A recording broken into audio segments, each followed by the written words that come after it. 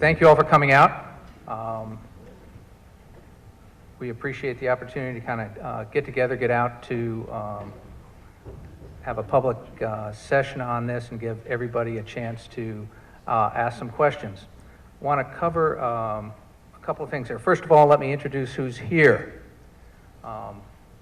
First of all, you're here, so thank you very much. And I realize there's some weather being expected tonight. Let's hope that it starts after we're all here and ends before we all leave. So we're safe on that front. Obviously, my name is Mike Tetreault. I'm First Selectman. We have on my far left, Meg Harvey from the Connecticut Department of Health. Next to me on my left is Sands Cleary, our Director of Health. On my right is Jim Olson from Ty & Bond. That's our licensed environmental professional who's working with us on both reviewing and evaluating the test results that come back, and when needed, helping develop a remediation plan for any of the sites that come up positive. And then Brian Carey, who right now is filling two roles, both our Conservation Director and our interim Superintendent of Public Works. Our goal here is to give a brief introduction, step through where we are, what the plans are or steps are as we go through remediation, and what the best practices are for that. And then I'm going to go through and give a little bit of background in terms of kind of how we got here. With that as an intro, here's what we thought we'd do on ground rules. We want to make sure all the questions get answered. This is a good sized crowd. We're expecting more folks will be coming in. We want to make sure that folks have a chance to get their questions answered. We'll be here as long as we need to answer all the questions. We're asking everybody to write them down. Some folks have been good enough to write those ahead of time. Rose, Judy, can you raise your hands? Rose and Judy have note cards, and pens for anybody who wants to write a question down, and they will collect them and bring them up to Brian Carey, who'll kind of hand them down to us on the panel. We'll read out the question and then kind of direct it to whoever makes the most sense to answer it, or more than one person, if that's appropriate. I'm going to do a few remarks here, but one of the first questions, just to get this out, with this format, why are you not allowed the taxpayers to speak and ask questions? We set it up to allow, to make sure that all the questions do get answered on a timely fashion and everybody hears them. We'll certainly be staying around. We'll have more of these sessions. We want to make sure all the questions get answered. From the top, we recognize there are a lot of questions out there, and that's why we're holding this session. We've tried to set up a format that we've set up for the last couple weeks. One, that we're getting press releases out with the information we have and with the test results as we identify what's taken place. Two, we set up a web page on the town website at www.fairfieldct.org/fill-use-issues. We're going to keep all the relevant information there to make sure that even if you missed today's press release or today's test results, there's some place where all that information is kept so you can go back and look at that at any point. And we do expect, Sands will get into this a little bit more, but roughly we've identified last Friday 20 sites. We expect those to be tested this week as a time frame, and we expect the results to come back within a couple days after that. Sands will cover that in a little bit more detail. As we step through this, just to be clear, my first priority is public safety. So we're focusing our resources on understanding what town fields, parks, and other public areas received fill from the Julian pile between 2013 and 2016. Testing those sites and quickly remediating those that need it is a top priority. Our next priority, which is already underway, is to understand how all this happened and to take the steps necessary to make sure this does not get repeated. On this, I want to be very clear. It's apparent that decisions were made and actions taken by some within the Public Works Department that were not in the public interest. Separate and apart from the ongoing criminal investigation, the public trust was violated and public health was put at risk. Regardless of how great or small that risk is, it is still a breach of the public trust, and I will not tolerate such conduct in our town government. With regard to the testing and remediation plans, every decision we make is guided by science, best practices, and the law. Our first step in our process is to understand where the fill from the aggregate pile was used between 2013 and 2016 on any town sites. As we determine that, we test the sites in accordance with guidance from our licensed environmental professional. We'll use the term LEP, or acronym LEP, to refer to that, as well as the State Department of Health, the Department of Energy and Environmental Protection, also known as DEEP, and our own health department. When needed, we'll work with Ty and Bond, our LEP, as well as DEEP and the Department of Health in developing a remediation action plan for each specific site. We'll carry out that remediation plan as quickly as possible, and we'll reopen a site once we are satisfied that the site is safe. With that as a brief intro, I'm going to turn the mic over to Sands Cleary, our Director of Health, to step through an update on exactly where we are and what our testing is. Thanks, Mike. Thanks, everyone, for coming out. I hope to address all your questions that you have for me tonight. August 6th, we received a DEP spill report. That we receive those routinely throughout the week. Mostly they're underground storage tanks being removed, gas station spills, car accidents where fluids are released. This one notified us of some asbestos with possible PCBs and lead at Gould Manor Park. So I went out and took a look just to see, and it said still on site. I went out and took a look at the park, didn't see any activity, and noticed in the contact on the form said, Detective Hine. So I contacted Detective Hine, and he made me aware of that day that he received a complaint regarding asbestos shingles, and was reported that to DEP, and they were coming down the following day to do some testing. So that's really how it started for our department and for the town side here. With that, DEP did come down on the 7th and conducted testing. We were at the site. The health department was there, and several town staff were there, along with police and several others. So the following day, we met with a licensed environmental professional at the site from Ty and Bond, Jim Olson, and in conjunction with consulting with the police to make sure we weren't interfering with any kind of aspects of the criminal investigation, we requested that we be allowed to do an interim control. We did, when we became aware of this and we went down to the site, we did see the asbestos shingle pieces. We did see that on the surface there. So we requested of police and of Ty and Bond that we do an interim measure of picking up every visible piece that we could find, and that was done the following day.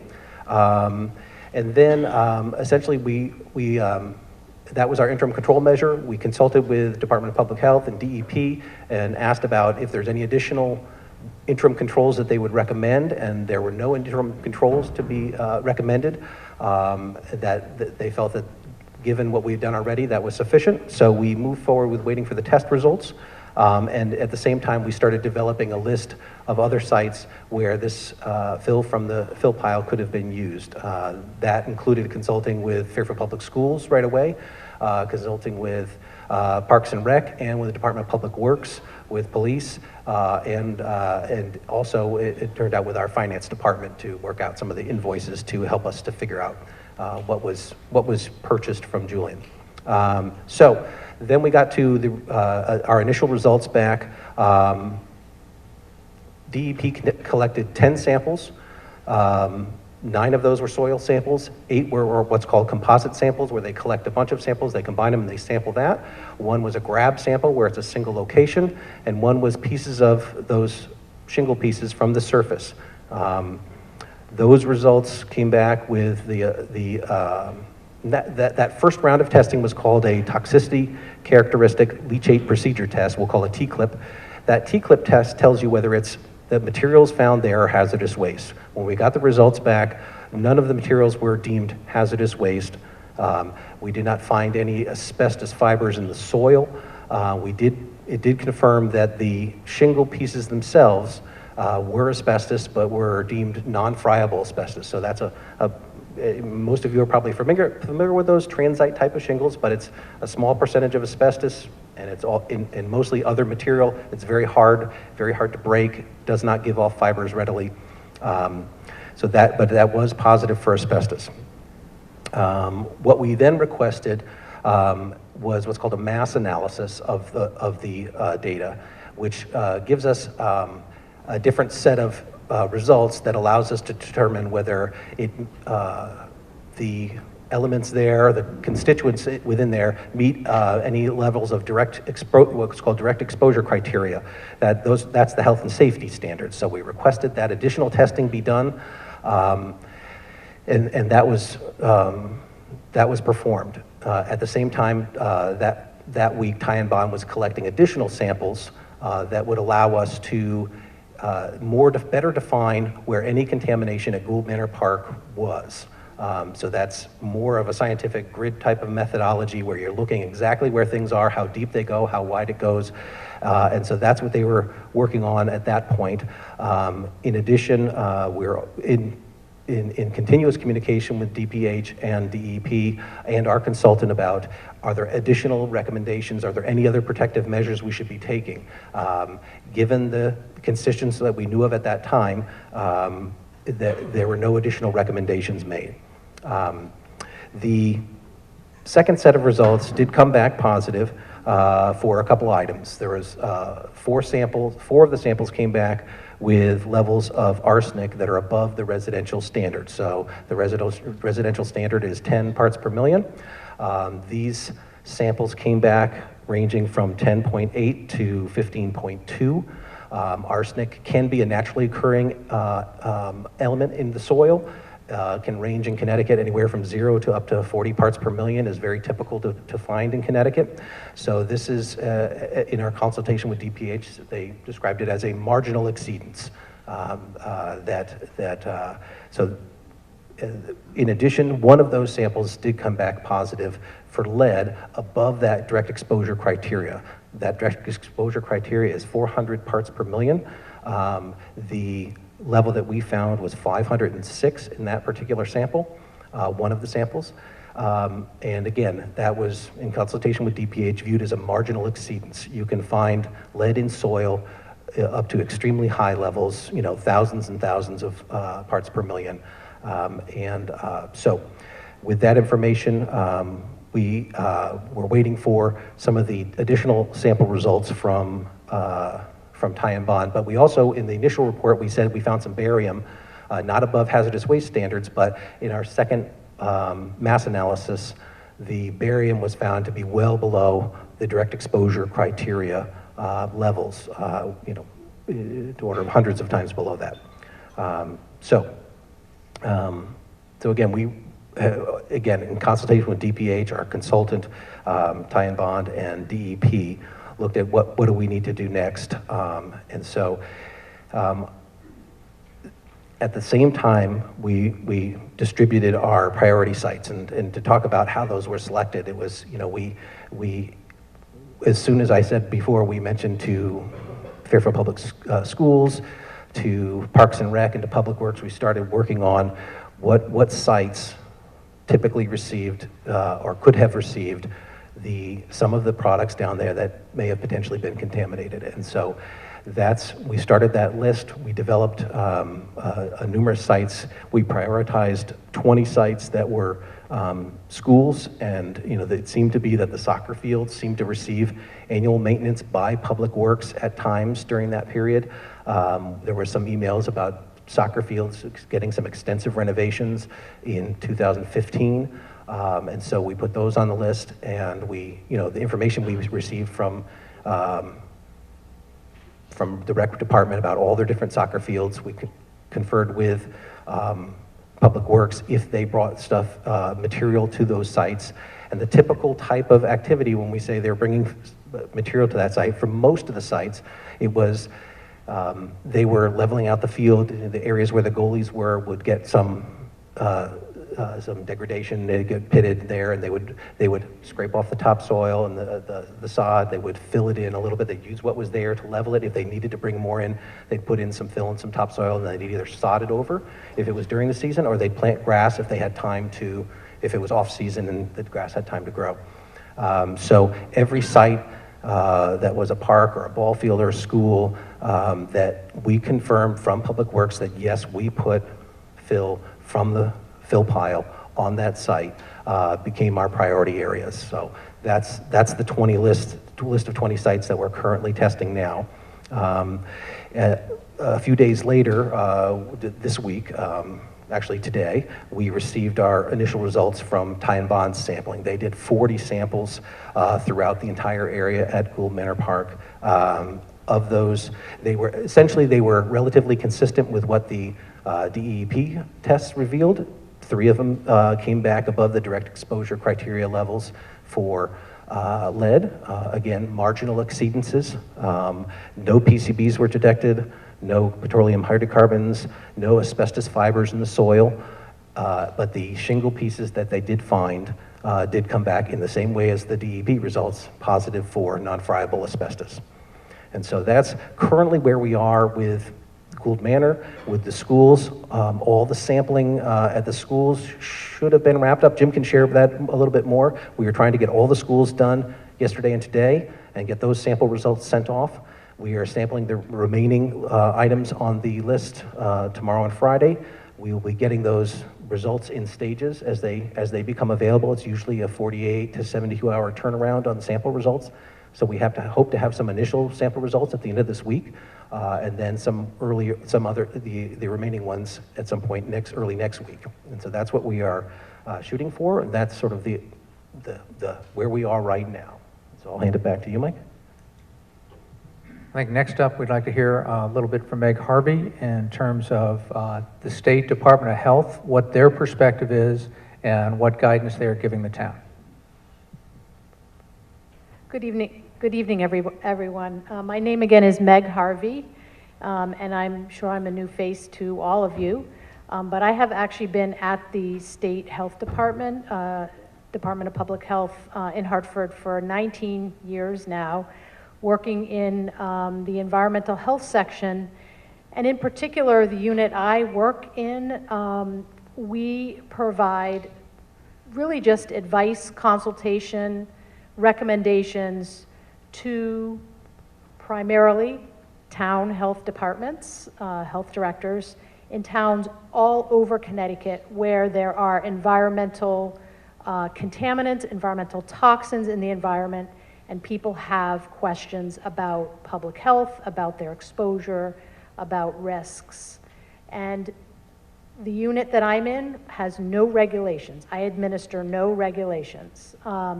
There are other groups at the health department that do. For example, the asbestos program has a lot of regulations, but my unit really is scientific consultation, technical assistance to towns. And I know you just heard a lot of chemical names thrown around, numbers, concentrations, parts per million, et cetera. And my goal, hopefully, I will achieve that goal, is to get all your questions answered tonight about what are these chemicals, what do they mean, I have been working with SANS closely over the past couple of weeks since he first reached out to us to share the information that they had discovered that there was this fill at Gould Manor Park that was not clean soil, and what do we do? What is the best public health approach to take? And the important things to kind of keep in mind, I think, when you hear the chemical names and concentrations, et cetera, and standards, and marginally above standard or below standard, The thing to keep in mind, the most important thing is the concept of exposure. And no matter what the chemical or the concentration that's in the environment, unless you have contact with it, unless you come into contact and that chemical actually gets into your body, there's no exposure. And if there's no exposure, there's no concern for health risk. So that's kind of number one overarching thing to keep in mind. The second thing is, even if there is exposure, even if you do come into contact with chemical in the environment, in this situation, we're talking about chemicals in soil, if you come into contact with the chemical and some of it does get into your body, yes, you're exposed, but that does not necessarily mean that you will have a health risk or a health symptom. Exposure does not necessarily mean health risk or health symptom or worry for health.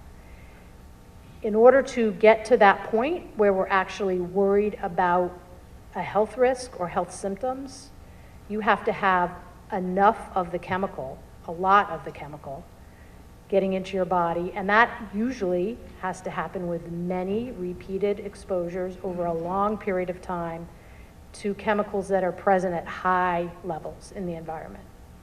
So going back now to what we know about the condition of the soil that was placed at Gould Manor Park, obviously the data that we have tell us that that soil is not clean soil. That soil has material in it, chemicals in it that are not typical background.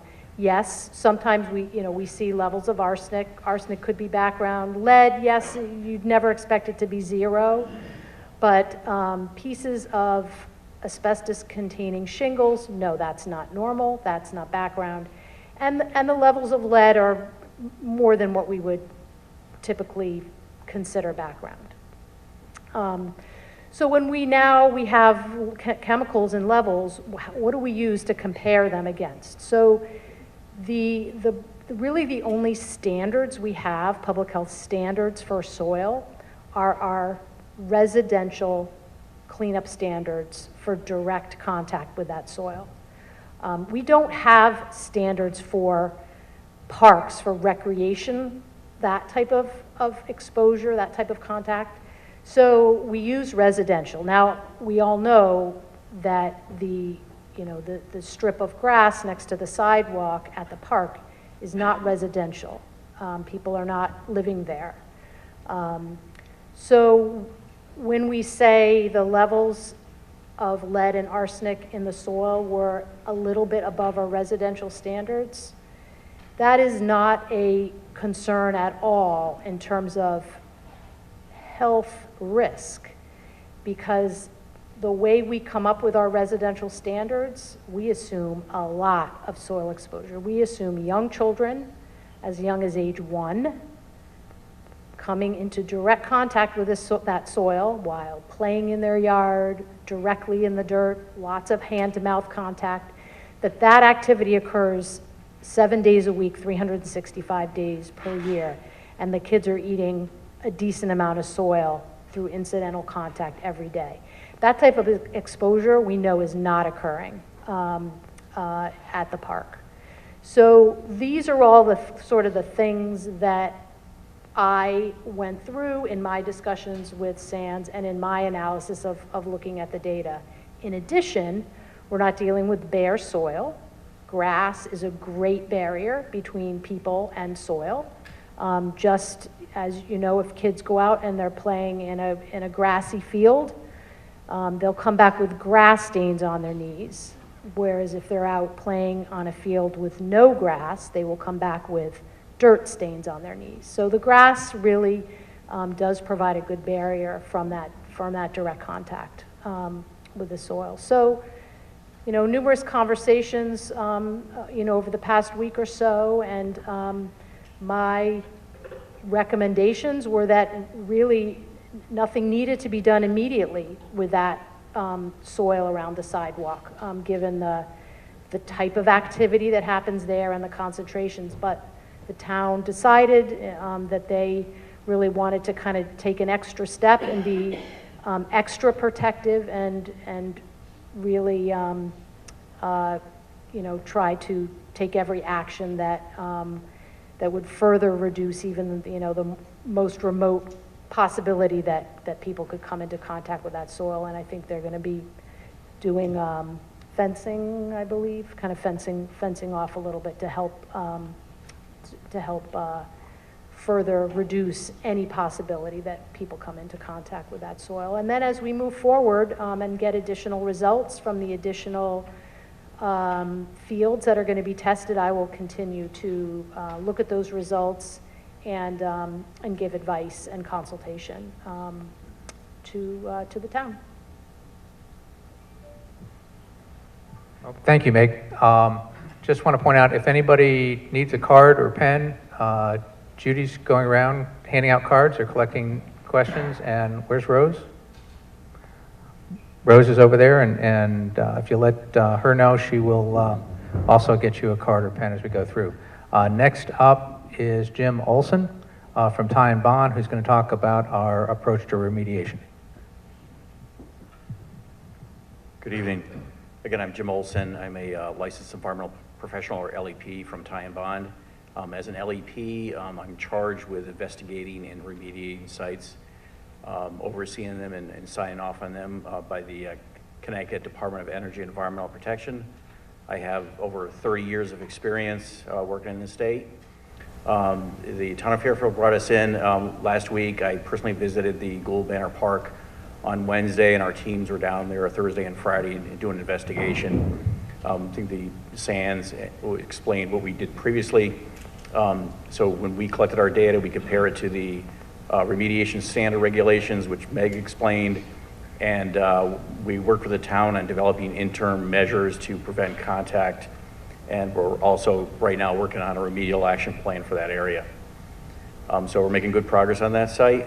Regarding the other 20 prioritized sites, about half of those are schools. We started evaluating those sites in a 3-step process. One, we went out to the sites and visually observed the sites. I personally was at all 10 of the school sites. We looked at the ground surface. We met with the Department of Public Works and visited the site, observed where the fill was reportedly used. We sampled those areas. As of today, we've completed all the 9 or 10 school sites, and we will complete the remaining sites by the end of the week. So the 3-step process is: 1, we investigate them; 2, once the data comes in from our laboratory, and the data is on a 24 to 48-hour turnaround, we evaluate the data and to see if there's any exceedances of the remediation standard regulations. If there's not, we deem those areas safe. If there is, we look at the levels, and then we work with the town to say what type of interim measure should be taken to protect the users of those fields. It can be things such as snow fencing, geotextiles, mulch. It really depends on the site and where the impacts are located and what's there already for cover. As Meg indicated previously, grass in itself is a pretty good barrier. So that's step 2, the interim measures, and step 3, if the site does need cleanup, we'll work to develop a remedial action plan, and probably most of the sites, well, not most, any site that needs some kind of cleanup will be excavation of those materials, replacement with clean fill, and removal of the impacted materials for offsite disposal at a licensed facility. Well, thank you. I want to get through a little bit of history here to kind of put this in perspective, just so we kind of see kind of what's taken place over time. This started back in 2013 when Public Works wanted to try a new approach in terms of helping the town get the material, about 40,000 cubic yards. It's in the Public Works work yard, or Public Works yard as we call it, down. So they set out an RFP developed between Public Works and Purchasing to bring a contractor on. Previously, there had been a part-time contractor come in, but it wasn't really working for Public Works because they weren't sure when the yard was open or not, and that impacted their ability to plan work. So they came up with the idea to put a full-time contractor in there to run the yard. So that started in about 2013. It was a 3-year, approximately, purchase order or tour. I started to hear about the problems in the yard specifically in the January-February 2016 time period. Got a number of calls from neighbors talking about the pile continuing to grow rather than getting worked down as we had planned on it. Starting with that, I sat down with Public Works and said, we've got to get this down. So we set up a system where we would track weekly, and I was updated every week from March through the end of the year on what material was, the amount of material moving into the yard and the amount of material moving out of the yard. And every week, that showed that there was more material moving out than moving in. So if those numbers were accurate, the pile should have been getting smaller over those time periods. In addition, in order to help better communicate with the neighborhood, we set up a series of meetings that in many cases were almost monthly. We also set up email updates that went out every 2 weeks to the neighbors that wanted to be on that. So that's what we started doing and tracking it literally every week and every month, reporting back to the neighbors. We set up a web page, again, to hold all that information, and that was the, you may have heard about the, it's fairfieldct.org/PW-yard for Public Works Yard. That is still up. It's got almost 3 years worth of monthly reports and charts and presentations that we made to the neighborhood. That summer, frankly, that the complaints were not moved from just about the size of the pile to the truck noise, both as we put pressure on Julian to move the aggregate out of there and get the pile down, but at the same time, the construction of the regional fire training facility was going on, and Penfield Pavilion. So there are 3 major projects, all right in the neighborhood, which created a tremendous amount of traffic on Reef Road. As we move forward, in September, the pile wasn't coming down fast enough. So I told Julian, that's it. Once this contract is over on December 15th, we are not going to renew it. That would do two things. One, give us a chance to reassess where the pile was and what approach we use going forward. It also would bring to an end the truck traffic going into the pile. It would bring the fire training facility was going to be done about then, and Penfield Pavilion, major work was going to be done about then. So that would cut down the truck traffic on Reef Road, which was causing major concern for the neighborhood. At that time, in talking with the neighbors, there was a concern raised about, well, what if they leave any contaminated soil here? What if this, what if that? So we said, as part of our shutdown process starting in September, I instructed Public Works to bring in a licensed environmental professional, not Mr. Olson's firm, but another one, to randomly test the soil over that time period. And they did that from there till late December. In October, we also heard about bond issues from another town that used Julian's services. And I had purchasing check, and it turns out the bond they put forth as part of the RFP wasn't valid. It was from a company that wasn't licensed to do bonds in Connecticut. So we immediately checked every bond we have out for every company to make sure that the bonds we have are valid everywhere else, and they were. I then sat down with purchasing and said, look, I want to go back and review this and see exactly what happened with our bidding process, what did we miss, and how do we make sure that doesn't happen again? We don't want to be in this situation. How do we go back and identify the issues that have come up and make sure we validate every single one of those on every bid going forward so that we stop any problems like this from cropping up again? And we did that in October of 2016. On November 29th, our LEP was on site at approximately 6:30 in the morning, saw 3 Julian trucks come in, drive, in essence, around the pile, away from where the work was being done, and dump their loads. She then went over to that and sampled that material. 2 weeks later, the test came back on December 13th saying that material was contaminated with PCBs and high levels of lead. That is material that was never supposed to get in our town at all, and certainly not being brought in by Julian to contaminate the soil there. We shut down the site that day.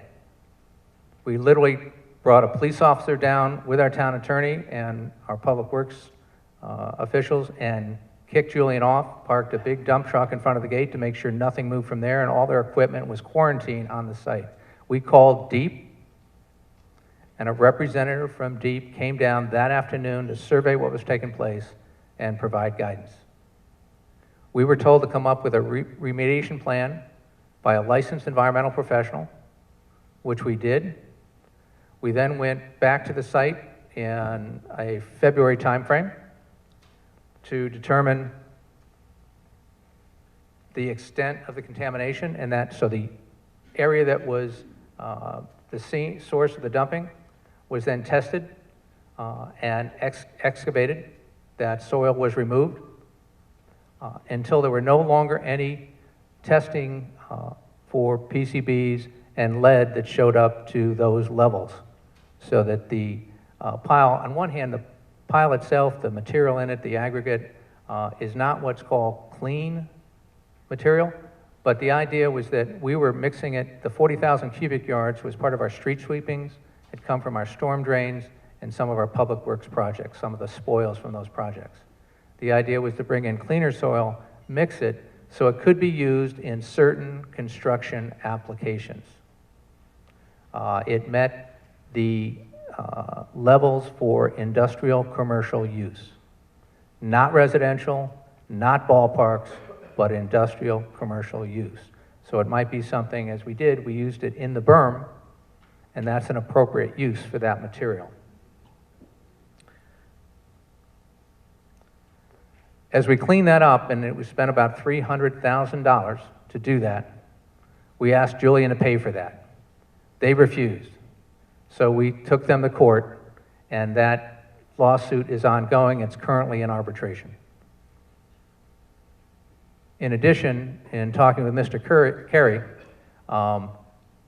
Brian pointed out that there may be some laws broken in terms of them transporting that level of contaminated soil to our site and dumping it there. That you need licenses to do that, and you have to know what you're doing, and you have to have permits to move that.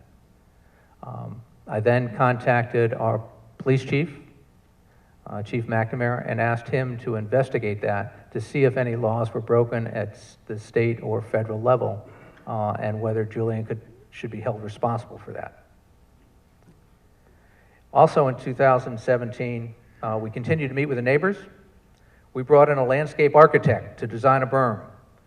We got approvals from Conservation, Planning and Zoning, and DEEP to help design this berm and make sure that it did the appropriate things, both shielded the neighborhood, but also protected the creek and everybody else. In 2018, the spring of 2018, primarily March through June, the berm itself was constructed. We determined once Julian got off site, there was, instead of 40,000 cubic yards, there was closer to 100,000 cubic yards of material on site. 40,000 of that, almost half, we used in the construction of the berm around the public works yard. Every single part of that was tested before we used it. Not only to protect the environment, but also to protect our public works employees who were building the berm. So we did that with a licensed environmental professional to make sure that the soil we were using met the standards for commercial and industrial use, and it was appropriate for the berm. So all 40,000 cubic yards we tested passed that standard. Then we come to 2019, where there was a search and seizure warrant issued by the state's attorney office against Julian. While the police had gone on for almost 2 years on this investigation, they do not give updates. They don't update the police commission. They don't update my office. That is all confidential information. So this was the first update a very public update, but the first update as to what taken place, and there was backup to that search and seizure warrant that identified some very concerning issues with the operation of our Public Works Department. Coming out of that, I placed Scott Bartlett on administrative leave. A couple weeks later, arrest warrants were issued with affidavits, and the affidavits are about 30 pages each, going on with each warrant, and they detail some further information. There were 3 individuals arrested, Jason Julian from Julian Enterprises, Scott Bartlett from our Public Works, and Joe Michelangelo from our Public Works. This was the first we had heard of that taking place, and I did place Joe Michelangelo on leave about that time. About the same time, there was a complaint from a neighbor to the police about asbestos on Gould Manor Park. Our police department took that to DEEP directly, and DEEP came down on a Wednesday, I believe, August 7th, that Sands referenced earlier, to test the soil along the sidewalk. Sands, they did notify our Department of Health, so Sands was able to join them down there. And that same day, we hired Ty and Bond, Jim Olson's company, to be on board. So whatever the test came back with, we were ready to make sure we could start remediation procedures right away.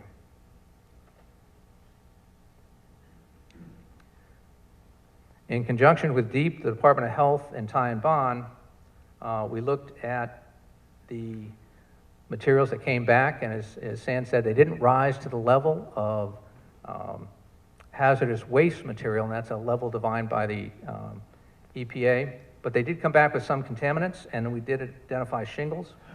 The next step was refining testing on the pile to get a better profile of the site and know what we needed to do from a remediation standpoint. We identified other sites within town. Along with that, once we found out that fill from the pile was being used at other sites, and up until now,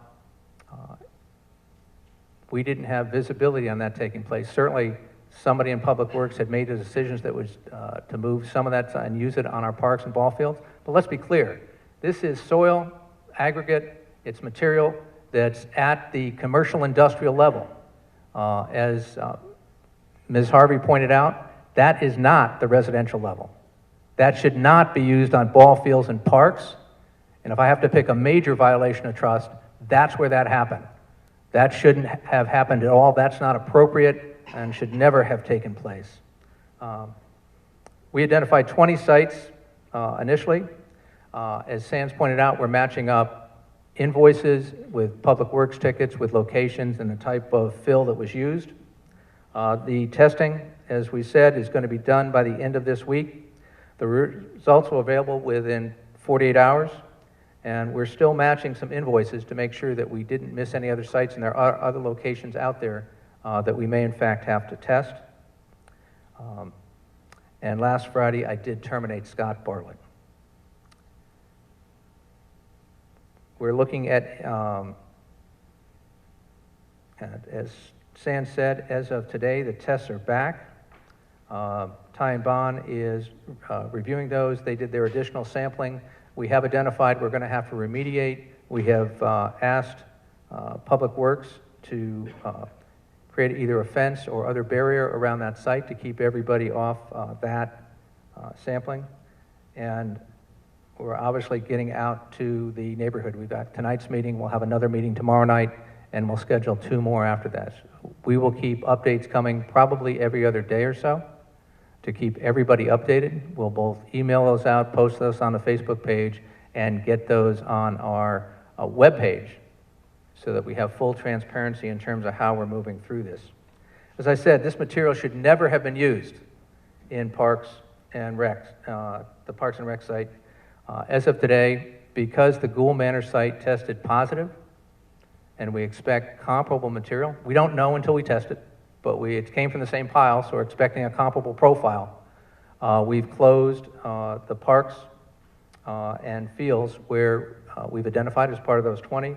The Board of Ed also took the same step on the school fields.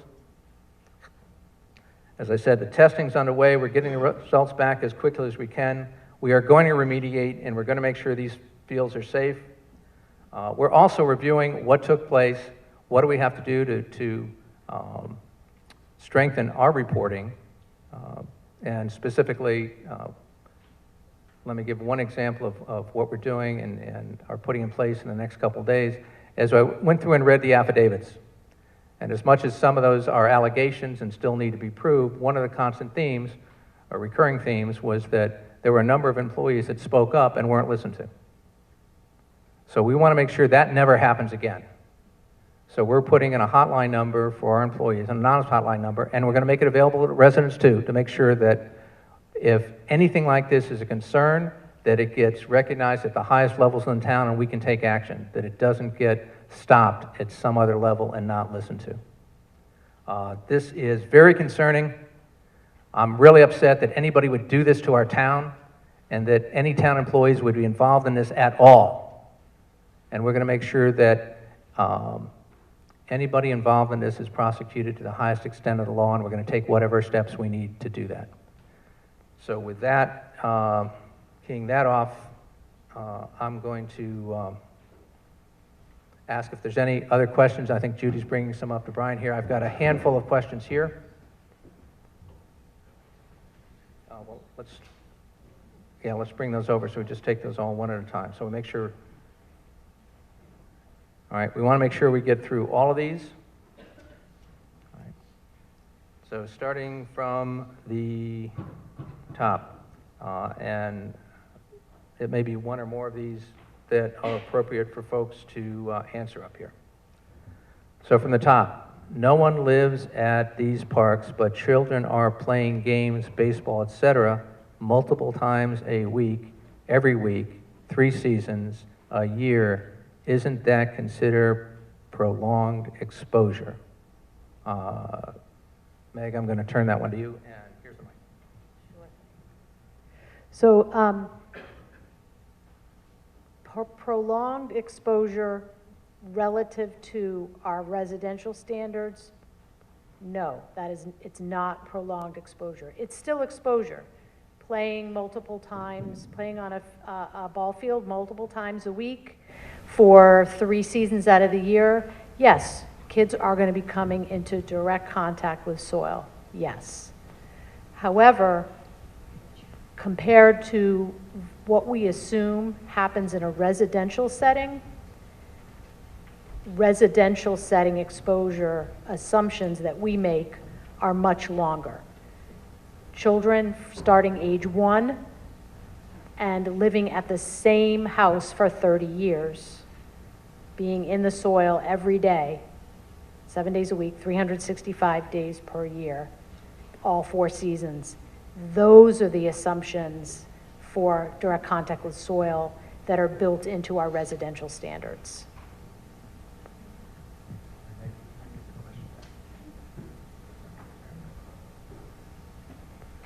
Next question. Why was Sands Cleary not notified in 2014 about asbestos at Gould Manor sidewalk? Mr. Tetra replied, "Thank you for following up 8/24/2014.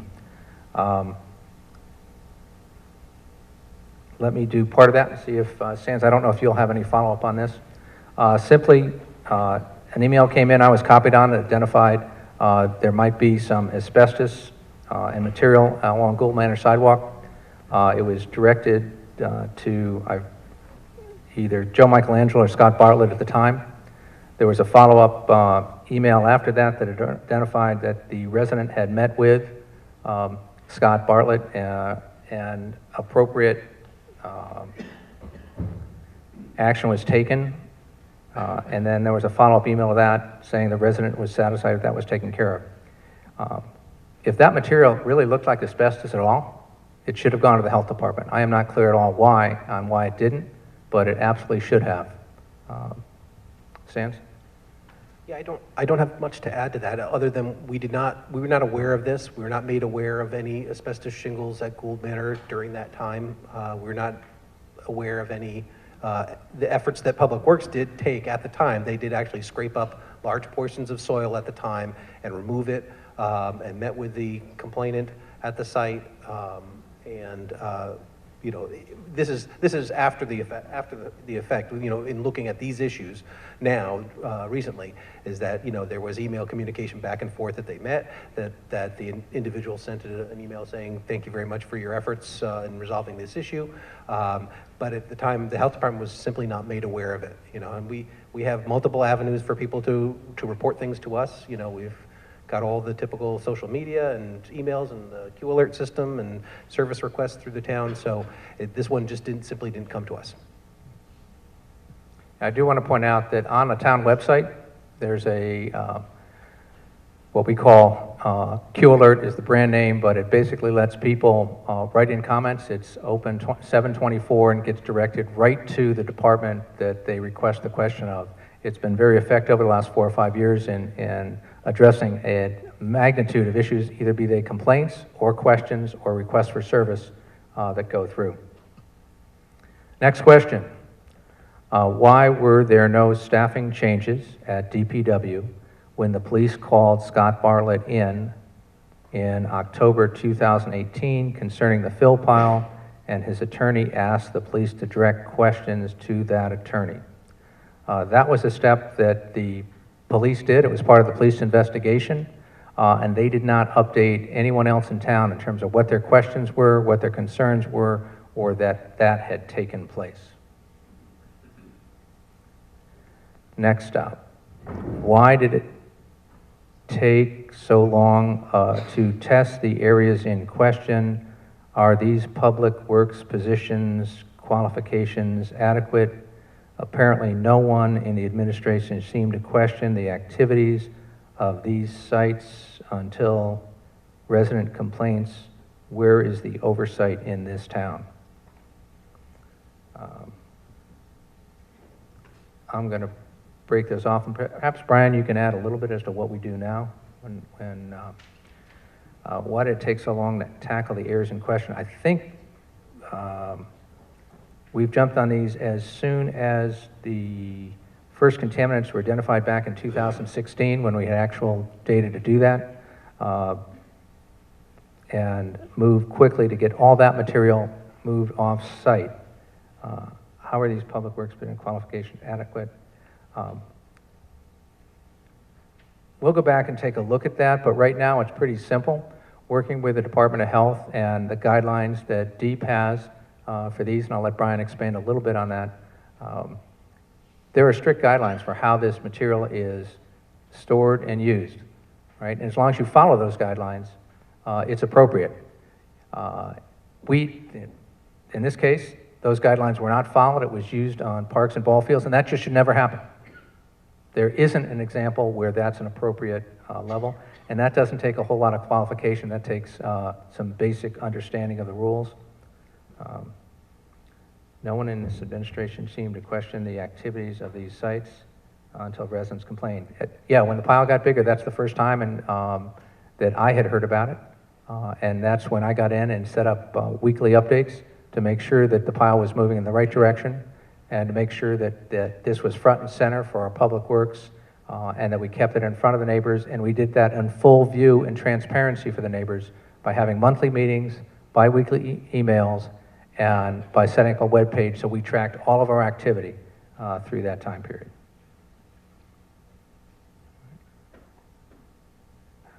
Brian, did you want to follow up? My name's Brian Carey. I've been the conservation director for the town since 2015, and I've just asked it recently to fill in as the interim director of public works for an unknown period. But just to give you a little background on myself, before I started working for the town, I actually worked for the town of Stratford, started the brownfield program over there. We were able to secure about $6 million in federal funding to do remediations throughout that town. Some of you may be aware of the industrial history of Stratford, so I've had a long experience dealing with similar issues, a lot worse than this actually. Prior to my time in Stratford, I was actually a consultant for a multinational consulting firm, doing similar work that, actually exactly the same work that Jim Olson does. So I do have experience doing environmental cleanup, remediation, and consulting, development of health and safety plans. When this whole matter started back in December of 2016, and the fill pile was discovered by Cindy Knight, the LEP, who was working at the time for that town. During that time for the town, I was contacted by Joe Michelangelo because the scope of work that had turned out to be the illegal contaminated fill pile that was dumped by the Julians, they needed some help in kind of steering the ship at that point. I immediately kind of took over the operations of the remediation, and we had numerous meetings talking about that. I will tell you, there's been no material taken off that site since 2016 other than what was the scope of the remediation waste at the time, which was for PCBs. There's been no PCBs detected in any of the fill we've tested so far, which is really a good sign. Again, we've talked about the low levels of materials kind of right at the direct exposure criteria. That has been found kind of on Gould Manor, and we expect, you know, kind of similar results, probably below. We have numerous testing results from the pile during the berm construction, and all of it's been below industrial criteria. I'm just going through a lot of these questions, and a lot of them are talk about the berm. Yep. Okay. Yep. So I'm just going to try, I'll read them one by one, but a lot of them relate to the construction berm. The question is, any additional testing of the berm or of the remaining pile being undertaken? The answer to that is we are scheduled to put in monitoring wells along the edge of the landfill, which is the pile, we'll call it the berm, pile, landfill, you know, they're all interchangeable. We have a meeting with the DEP to resolve a couple outstanding issues, permit issues. There was back and forth once the permit was submitted to the DEP. It was kind of left in process. We will be going up there either next week or the following week to kind of dot the I's and cross the T's with the permit for the solid waste closure and the construction of the berm with the DEP. That will require us to put in some monitoring wells that will be part of a long-term monitoring program that's required by the DEP for any solid waste closure in the state. I mean, but specifically for this site, we will have data generated ongoing for groundwater monitoring. And then as far as further material, nothing's going to be taken out of that site until you know, we get a firm handle on what is going on with the pile itself, and then we'll develop protocols, and obviously that'll be a public process. Yeah, so why wasn't the material from the DPW yard tested before being used at schools and parks? So in talking with our other consultant from Osprey Environmental, there are records of testing that had been conducted on materials that were generated through our street sweeping and catch basin waste cleaning process. The DEP does allow for the reuse of those types of materials as long as testing is being done. I'm in the process of getting that information from the consultant at the moment. I don't know, you know, some of the material might have been taken from the catch basin waste and street sweepings that was tested and then reused. Obviously, the stuff that's being turned up in Gould Manor had asbestos in it. Obviously, that probably wasn't tested. I don't know where that was taken from the pile, but there was a program in place to be testing some of the materials that the town generates that could be the basis of having, again, not hazardous waste, but Connecticut regulated waste.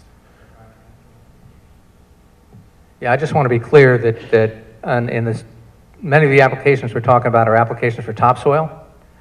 This aggregate material is not topsoil and should not have been used in those applications. So, and procedures should have been put in place from day one that kept that from happening.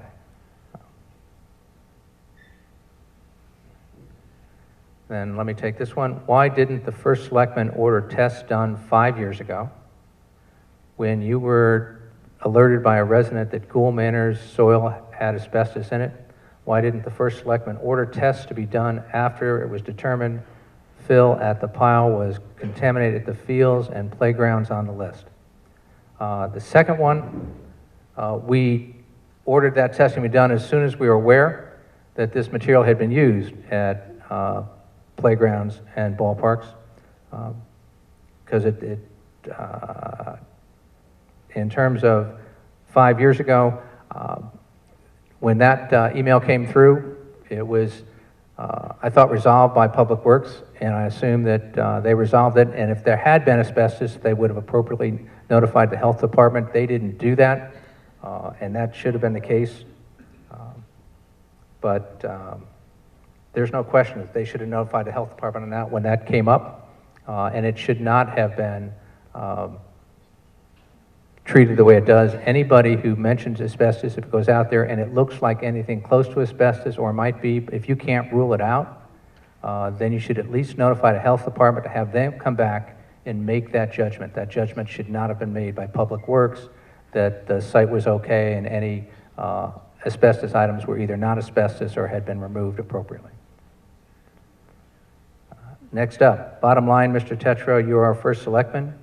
Is it not your responsibility to oversee what's going on with the different departments in the town? Shouldn't the buck stop with you? Don't you go and personally check on these departments, both verbally and visually? The answer is yes, the buck stops with me. And I did have weekly meetings and did get weekly updates on what was taking place at the pile.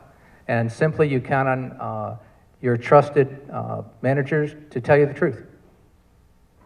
If somebody's going to be dishonest about it and give you false information, that's a challenge.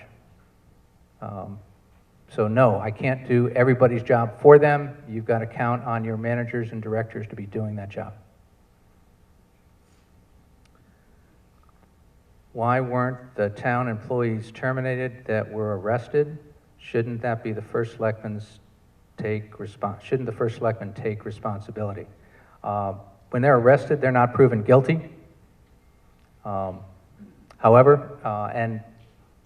in terms of the criminal investigation, it's still ongoing. It still hasn't gone to court yet. There's a whole lot to be done on the criminal side.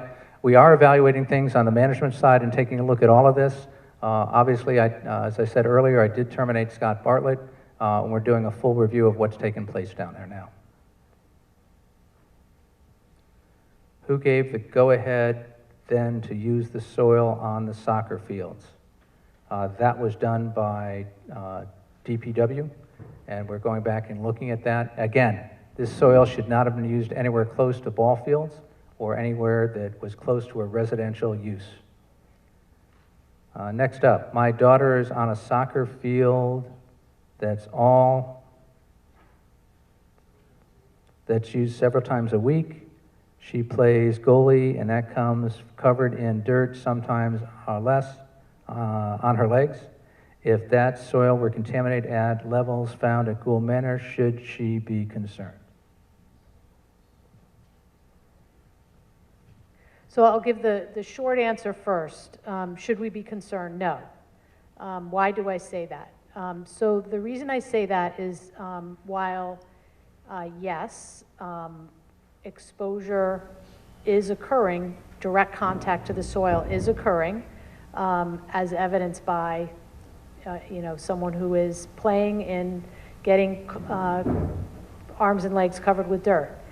However, the concentrations of contamination at Gould Manor, we know, are low. The arsenic level and lead level is marginally above the residential residential cleanup number. And I've talked already about how that is how we develop that number, what we think about, what our assumptions are in coming up with that cleanup number for residential. So it's not only that we assume a lot of exposure occurs, like 7 days a week, young children with a lot of hand-mouth contact.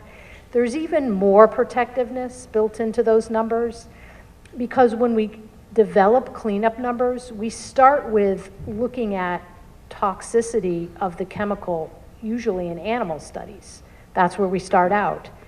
And then in making the assumption that it's not animals that are being exposed, it's humans, we add multiple levels of uncertainty and protectiveness factors onto our numbers. So that what we end up with is a cleanup number that has a large margin of safety built in. So you might be wondering, well, why? Why do you set your number so low that you wouldn't even be anywhere near a level that could be a concern for an actual health symptom? And the reason for that is because we don't want to have our cleanup numbers bumping right up against an actual effect level, a level of exposure. Let's use lead, for example, where our cleanup number for residences, residential yards for lead and soil is 400. We don't want that number to be so close to a level that could actually cause a child to be lead poisoned. We want that protectiveness because we don't want to worry when the soil level is 500 or 600 or 700. We start to worry with lead when the lead levels in soil are 10,000, 20,000, 100,000, which is what we see when there's lead paint on a house that has gotten into the soil. So that's the reason why I answer that question, no. Please don't be concerned, even if you know your child has a decent amount of soil exposure on a soccer field. Even if those contaminants were present at levels that we know were in the soil at Gould Manor, we have such a large margin of safety built into our numbers that exposure would put someone nowhere near an effect level, an actual symptom health risk level. All right, next question. Emails from a Fairfield citizen several years ago identified the problem at Gould Manor. Why no action until the citizen reported it just a few weeks ago? Why put residents at risk for so long?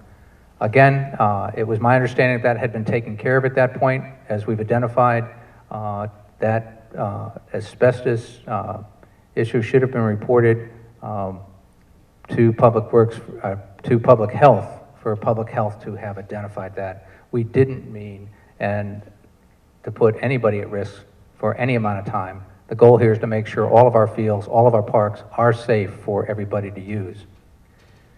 Is the person placed on administrative leave still being paid? There were 2 people placed on administrative leave. One has been terminated, so that person is no longer receiving pay. The other one on administrative leave at the moment is still receiving pay.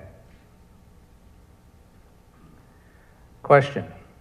Allegation against town employees include the falsifications of records relating to the DPW yard and the berm. What is being done to investigate, audit, to determine if records relating to any other DP operations were falsified? Again, allegations against the town employees. The police investigation is ongoing, so anything that relates to a criminal activity on that side is being taken care of. We've had finance go back and take a look at that. I've reached out to our independent auditor to bring them in to review what's taken place on the Public Works side to make sure that any of those financial transactions and any of our internal controls are appropriate. I believe the Board of Finance is going to do the same thing, so we're going to work together with the Board of Finance and Board of Selectmen to make sure there's a complete review and that any controls that need to be enhanced or put in place are.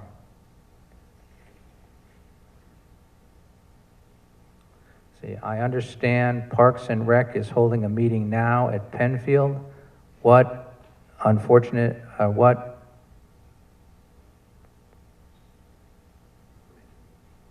information is being shared here versus there to know how we shouldn't split up time? Why aren't they meeting?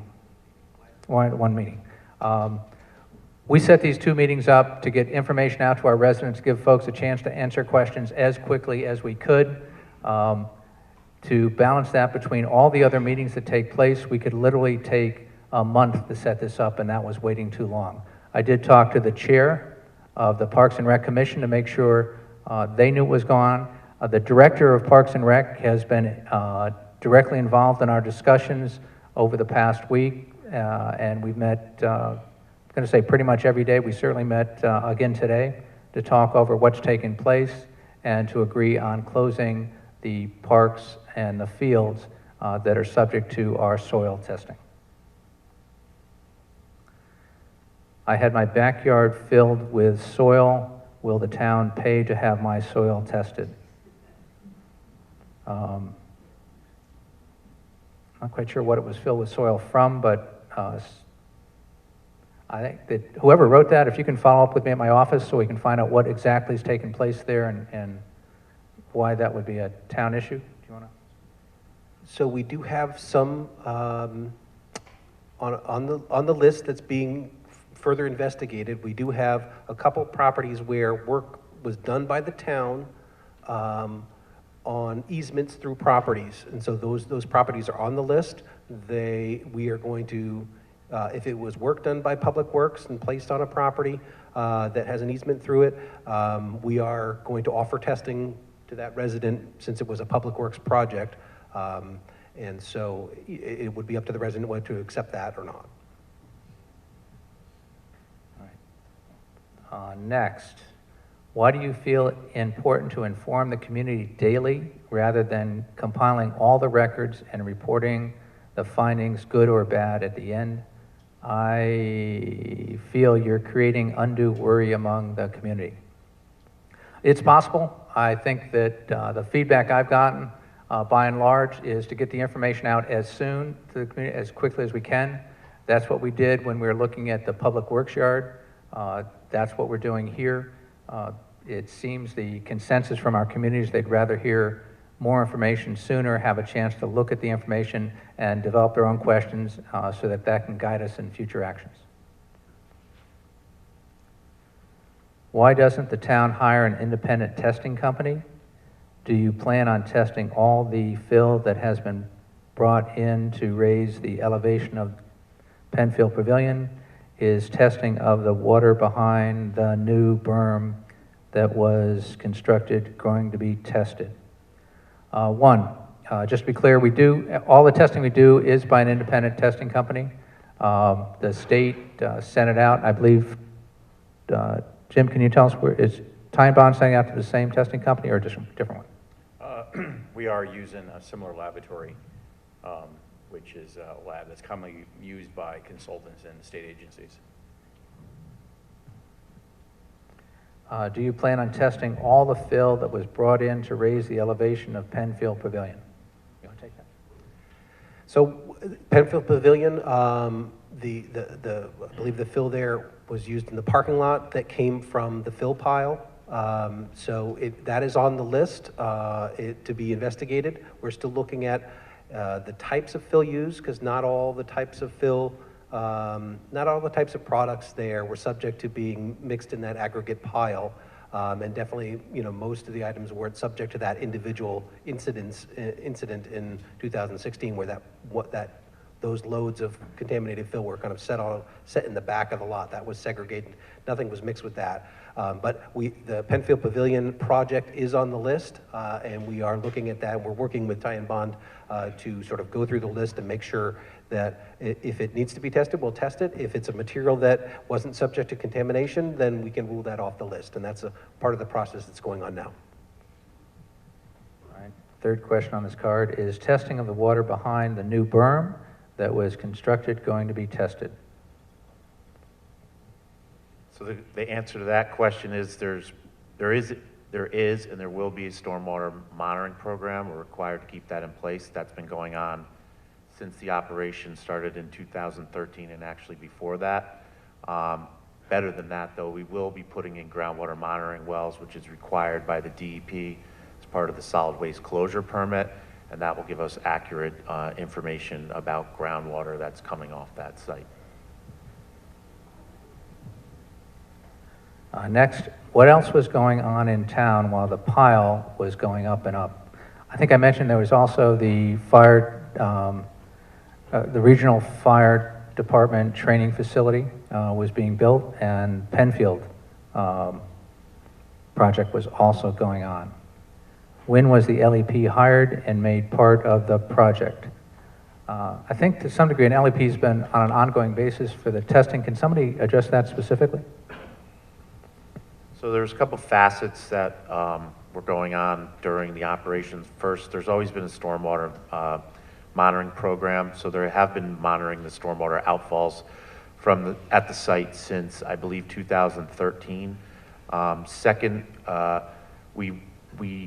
they hired a independent LEP to kind of go in there and look at soils throughout the site and collect samples on a weekly basis, starting in September of 2016. She was the same LEP who actually observed the dumping that started really the closure of the facility. And there's been numerous testing done on the site throughout the years, including the closure of the berm. So we do have a voluminous amount of information on the testing at the site. And I'd just add that Ty and Bond was hired the day of the initial testing done by DEP. So we were notified on a Tuesday. DEP was coming out the next day. Jim was contacted on Wednesday, and he was on site the following day consulting with us on interim controls. Next, what expense is Fairfield going to incur from testing and remediation? We're not sure about the remediation. The initial testing that we agreed to, we've agreed to an $80,000 contract with Ty and Bond to get us through the testing of the first 20 sites. Remediation will actually depend on what the level of remediation is and what the plan is and what the items that we are remediating will take place. We will keep everybody updated on that. What precautions is the town taking to warn all residents, especially parents? We have used every news channel we can. We've sat down and talked to reporters from the Fairfield Citizen and from the Fairfield Patch. We've talked to Channel 61, Channel 8, and today Channel 12. We are getting things out on emails, putting them on websites. For anybody who wants updates, I would ask that you go to the website and sign up for news and announcements so you can be kept updated too. Everything we do, we will notify that list of what's taken place.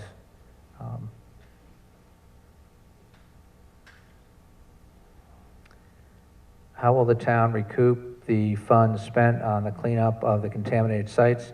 We are currently suing Julian, and we expect to prevail in that and get our money back. I would like to thank our first selectman, Mike Tetro, for acting vigorously on this horrible happening in Fairfield with daily emails and information to the public. Secondly, I have to say that I have heard that this is being put forward by others. Whoa, not going to go there. It's a political comment.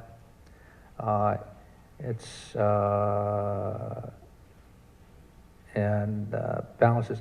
Look, while I appreciate the intent of that, there's nothing political about this. We are moving forward to make the town safe. This shouldn't have happened. We shouldn't be in this situation. That's a major violation of trust. But we are going to get to the bottom of this. We're going to make sure that we do that in a very public fashion, and we're not playing, this is just not a political football. We're going to make sure that we're doing what's the right thing to do for the town and do that as quickly as we can. Is there an employee handbook for town employees? Yes, there is. If so, why weren't the two DPW employers fired immediately when they were arrested? Again, being arrested is not proof of guilt. They may, in fact, be exonerated. There are significant management issues independent of the criminal investigation that we are evaluating, and we will take appropriate action as we go through that. Most handbooks would enforce immediate dismissal for charges against the two. I don't, I'll review that with our Human Resources Department, but I don't believe, at least in the companies I've worked for, that that may be the case. Certainly, because there are allegations, those need to be proved out in court. However, the town is taking appropriate action on what I'll call the management issues involved in this. The town has so far spent $900K for remediation. How much more dollars is estimated for the new remediation, park testing, monitoring? In terms of pure remediation, I think that number is closer to $300,000. In terms of that $300,000 was spent to remove the contamination from the public works yard so that it's no longer in town and was properly disposed of.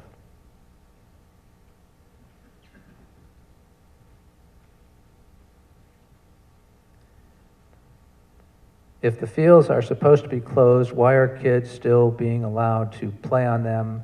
And do you really think one little sign is enough of a deterrent to protect them?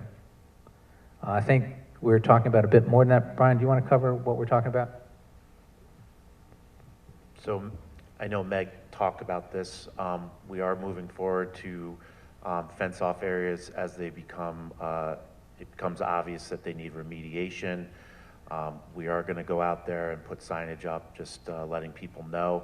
But I think Meg addressed it pretty well, to saying that the risk to the general public is very, very, very low. So we're doing this out of abundance of caution. You know, there's a fine line between being protective of the public and causing, you know, more hysteria, which we are sensitive to.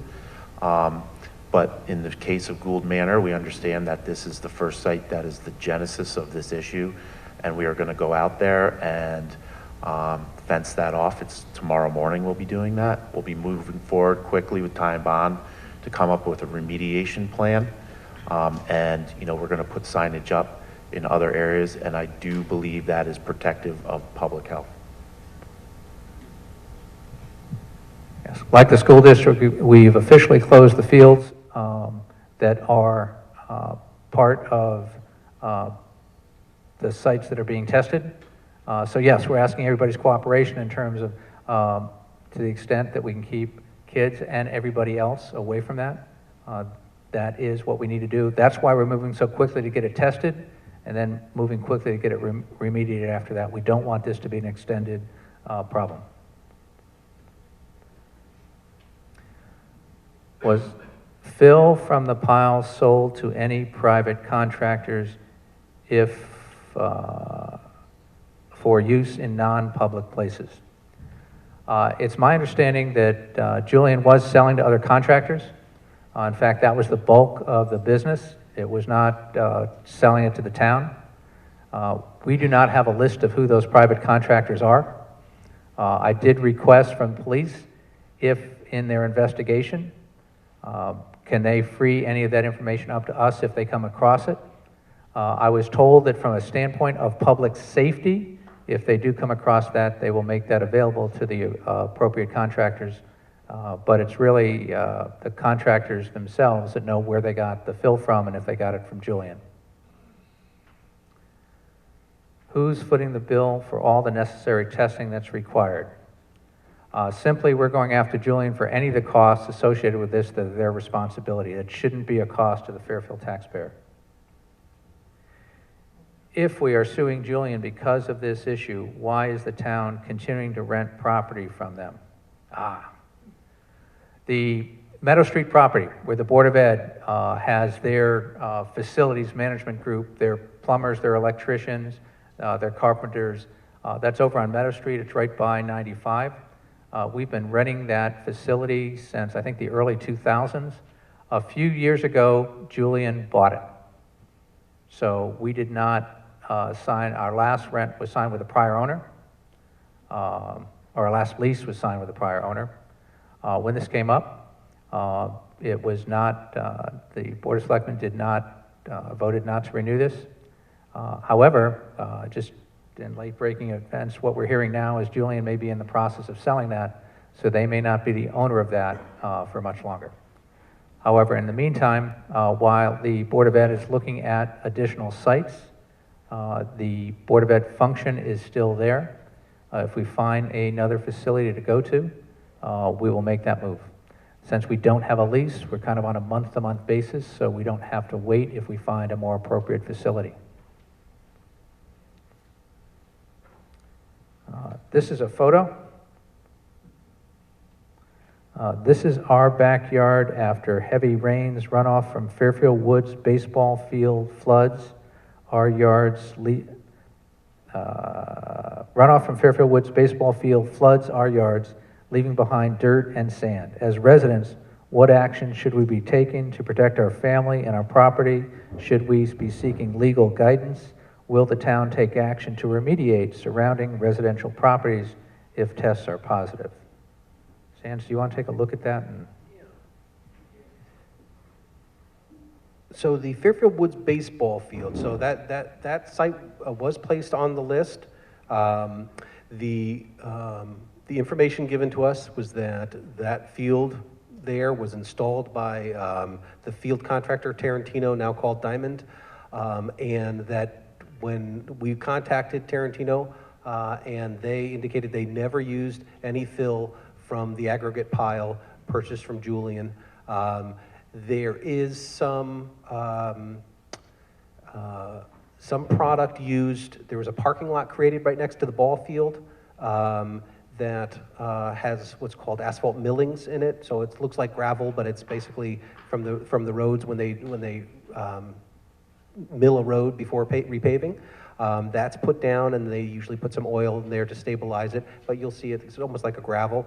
That was used, and then there's some plantings between the parking lot and the road. That area there did receive some of the suspect fill and some topsoil in there, and I believe that area was tested. And so we'll keep updated people on that.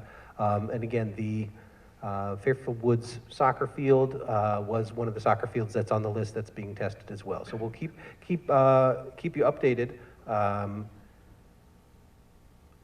on that. So that information will be available, on the website as soon as we have it in terms of the testing results.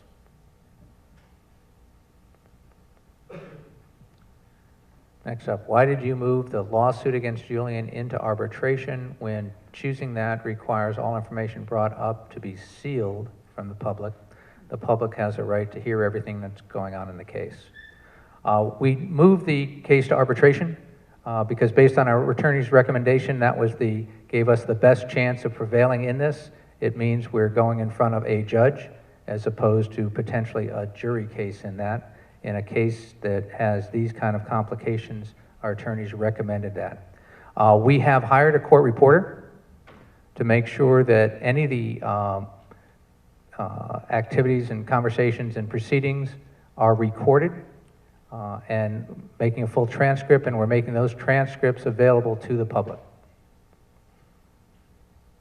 So yes, the public has a right to know, and we're getting that information out to the public so everybody can hear exactly what happened word for word in those arbitration hearings. Don't you believe as first selectman you had an obligation to ask your department head to have Gould Manor tested when you were on the email 5 years ago? Why didn't you ask to have it tested? Simply, I didn't, I thought it had been handled, that it had turned out not to be asbestos.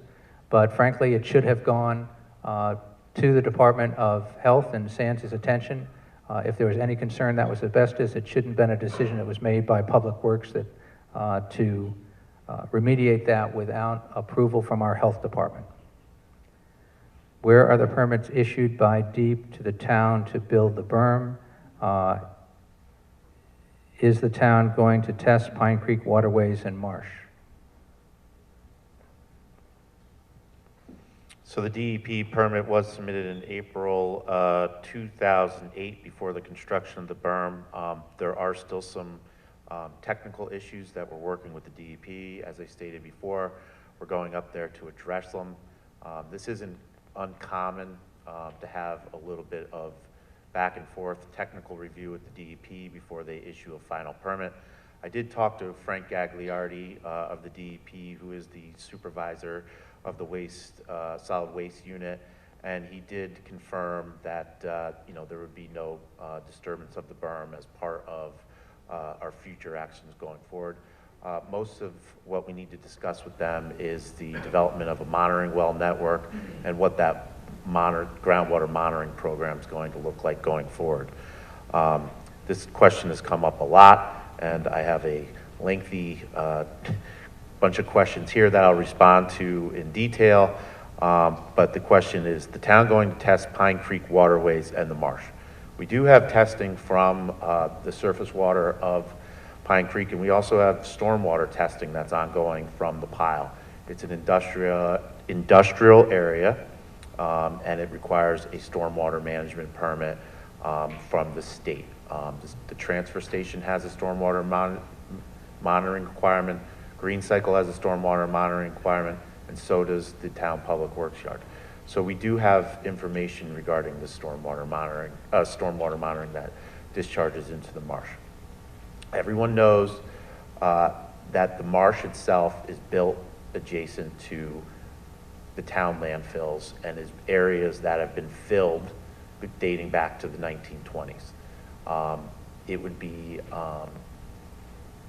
not genuine for me to say that there may be sediments sequestered at the bottom of the marsh that are polluted, but there's no intent to disturb the marsh bottoms. So there's no impact to human health.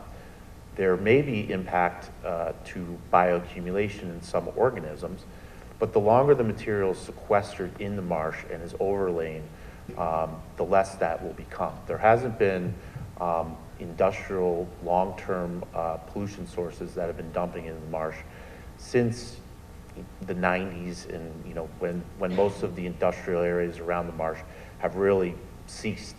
So the marsh is getting cleaner. We have surface water data to express that. We do surface water testing. But no, I would not recommend going into and doing core samples at the bottom of the marsh unless there was some type of dredging project proposed. But that is not necessarily a waterway that's used for navigable ships. So there's nothing forcing us to dredge that material. And I would make a statement that it would actually be more harmful to the tidal marsh to go in there and go in and dredge those marsh sediments out than it would be to let them sequester in there. After Hurricane Sandy, the town did go in and do testing of the outflow of Pine Creek Marsh, and there were some minor sediments that came back below threshold. So if the question is, are there pollutants running out of Pine Creek, it would be more in the surface water than it would be in the sediments. And again, we do testing of surface water in that area.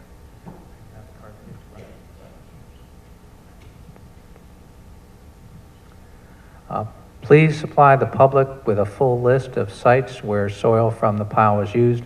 We've gotten 20 sites out. We're still going through matching invoices with Public Works tickets. We will make all those sites available to the public. Sands, do you want to add anything to that? Yeah, I would just add, that's what we're working on, and we've actually are engaging Ty and Bond in this process so that we are certain that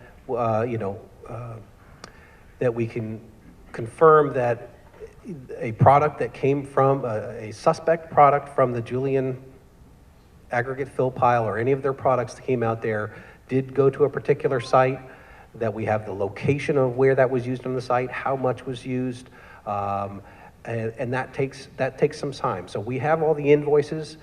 We've been going through those, but now we need to sort of hammer down on the detail on some of that, so that all those things will be coming out. We have a list. We're adding to it even by just anybody who we get emails and calls of people saying this happened here. They filled my behind my curbs here. We add it to the list.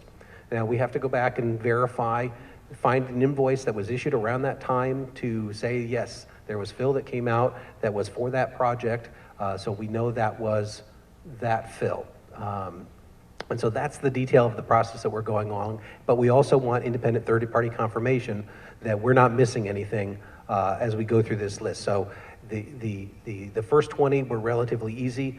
We had verbal confirmation of annual maintenance of soccer fields, both by DPW, some by Tarantino, and that they said, yes, we used suspect products in those areas. And so that's why we're moving forward with that 20 relatively quickly. And then we'll continue to work as fast as we can on the remainder of the list. Next up, does the first selectman have any responsibility for the actions taken by town employees? Absolutely. The buck stops here. That's why I'm going back first, making sure that we're getting every park and ball field tested, remediated, made safe for our employees. And second, going back, looking at what allowed this to happen and making sure we tighten up the appropriate control so this never happens again. What test method is being used for the contamination analysis? Can you describe the test process in layman's terms? Who would like to take that?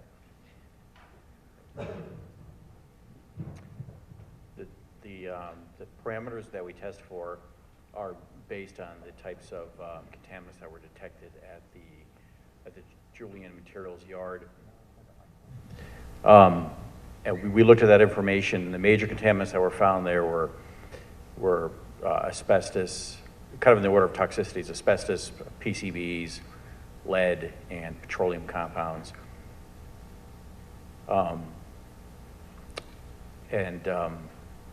Let me correct myself. There was no asbestos detected there, but suspected it was tested there. Or suspected it was found there. So those are the constituents we're looking for in the fill that was reportedly used at the site. And what's the second one? Can you describe these in layman's terms? Yeah, the PCBs could have originated by several sources. They're used in oils and electrical transformers. The PCBs themselves were banned in the 1980s. They were also used in paints on buildings. So if the Julian Yard was handling various painted materials, the PCBs could have came out of the paint. Similarly with lead, they could have came out of the various painted building materials. The asbestos, if there was building materials brought there with asbestos in there, that could have originated from there as well. The petroleum compounds probably originated from asphalt. I mean, asphalt is pretty much pure petroleum. You know, if you go along any road in Connecticut and you test the soil alongside the road, you're going to find petroleum compounds. And there are some definitions out there in the regulatory realm that define, you know, asphalt as clean fill. And sometimes it depends on the percentages or the size of the petroleum, whether they're millings or cobble sizes. So as we move forward and evaluate the sites, if there's asphalt found, we're just going to have to look on where that's used. Was it used appropriately, and can it stay in place and be managed? So when this began and we found the dumped demolition material that did contain PCBs, lead, and we were concerned about asbestos, that's really what's driving the investigation, those types of materials. Everything that was brought into the pile should have been clean, recyclable material, meaning that if you had a foundation and it was concrete block, that would be clean as long as it was tested and made sure there was no paints that would have lead associated with it. Same thing with PCBs. PCBs are sometimes in building materials. That's why when I went up there on December 13th and saw the demolition that had been deposited on site, and we had the testing of PCBs associated with that, that was a major concern, and that's why basically immediately shut the site, covered the pile, and began to address the issue of remediation and testing and the whole process. So we have a lot of data that's been collected from the pile through the closure of the berm, through the LEP testing between September and December, and during that time there was only low levels of materials found in that, other than during the remediation, during what was the focus of the illegal dumping and the remediation that took place in February 2017. Thank you. Next, good evening. Could you please tell us the anticipated date upon which testing results will be received? Is there a mitigation plan in place in the event of contamination are found at high levels? Yeah, so again, we've posted and we've received various testing results from the DEP testing, the secondary request for the mass analysis of the DEP retesting, the tie and bond testing results, and then coming as early as potentially this Friday, we may have some of the initial tests for the schools. Early next week, we should have the remainder of the priority site testing results available. They'll be up on the website, yes, there is there's a plan. We have hired somebody, tie and bond, to plan out any needed mitigation, remediation plans to work with the state, DEP, to get all the necessary approvals before we do any kind of work. But that's all in place. Thank you. Can you explain where the soil samples are taken on the fields? Is it random sampling locations, or do you have special locations? DPW use fill on each field. Also, extensive fill was placed by goals on a soccer field, but no sample has taken from that area on the field years later. Are you confident you are getting an accurate picture of possible contaminants? Sands or Jim? Yes, we met with DPW, as I explained earlier, and I personally visited all the priority locations of the schools. For the most part, the fill was used in front of the goalies, where a lot of the wear and tear happens along the center line of the field. So that's where we're concentrating our sampling. We're generally doing right now is as part of the expedited environmental screening, 3 samples, like one in front of each goal and one in the center of the field. However, if we do see the need to have a couple more, we're collecting them right now. I'll just add to that is that, we based it upon numerous conversations with Public Works employees to say, what did you do at that field? And over and over again, it was the typical thing is remove the sod in the goalie area. That's the area that tends to get beat up the most. Remove the sod, level out what's there. If they needed more fill, they would bring it in. They would either roll sod out and cover it with a little topsoil or plant grass seed if it was off season. So that was the information given to us, confirmed with Public Works. They met with Public Works, who reconfirmed that, and that's guiding the testing.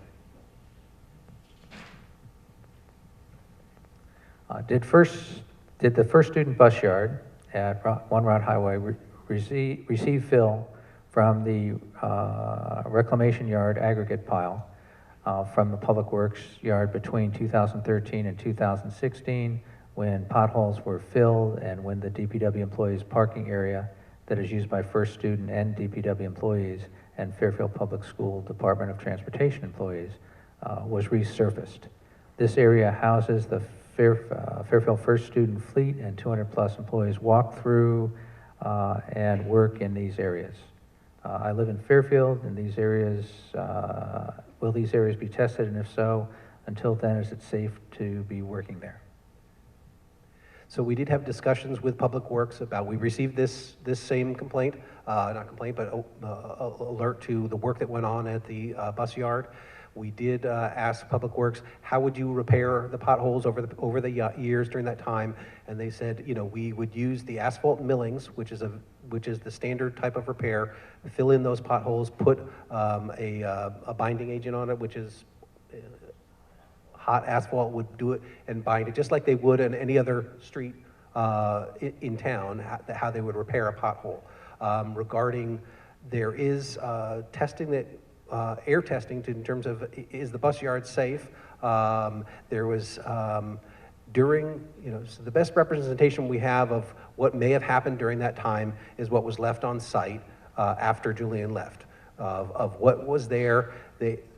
Of that 100,000 cubic yards, 40%, that's way more than random sampling at differences, but 40% of that fill was tested in the construction of the berm.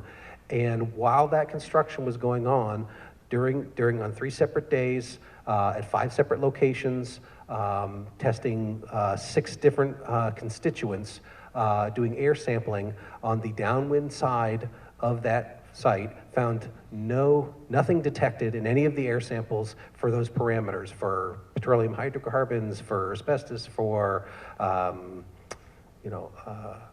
PCBs. There was a couple of different parameters there that I'm not recalling off the top of my head, but they did air testing during earth-moving activities with the materials that were in question that would have been our best representation of what may have been similar in that yard at the time when they were actively moving those materials around. So we do have a relatively accurate picture of the risks there, and at least with those samples, nothing was found in those samples that was on the downwind side of the yard, and the potholes were repaired in the way that potholes throughout town are repaired. Thank you.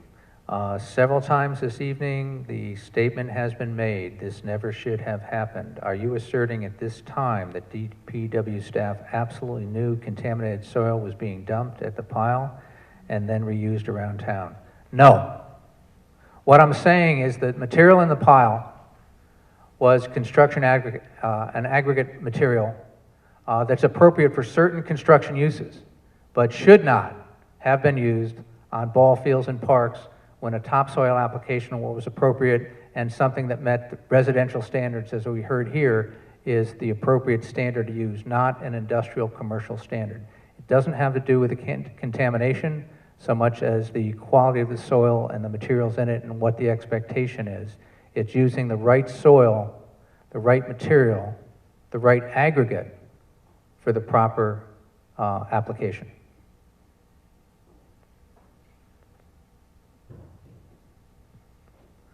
I am a parent coach who spends a lot of time on the soccer fields. This past spring, I noticed an increase in kids having breathing problems. Currently, my own daughter, who never had breathing problems in the past, is on 4 inhalers, and when I took her to the doctor, her lungs were only functioning at 68%. How can I find out if her new condition is connected to contaminated soil?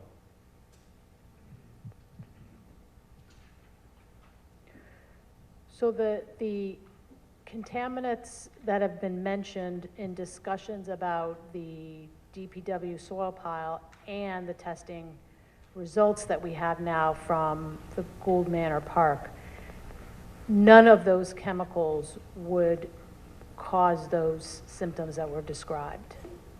So it is virtually impossible for contact with soil on the fields to cause symptoms like that.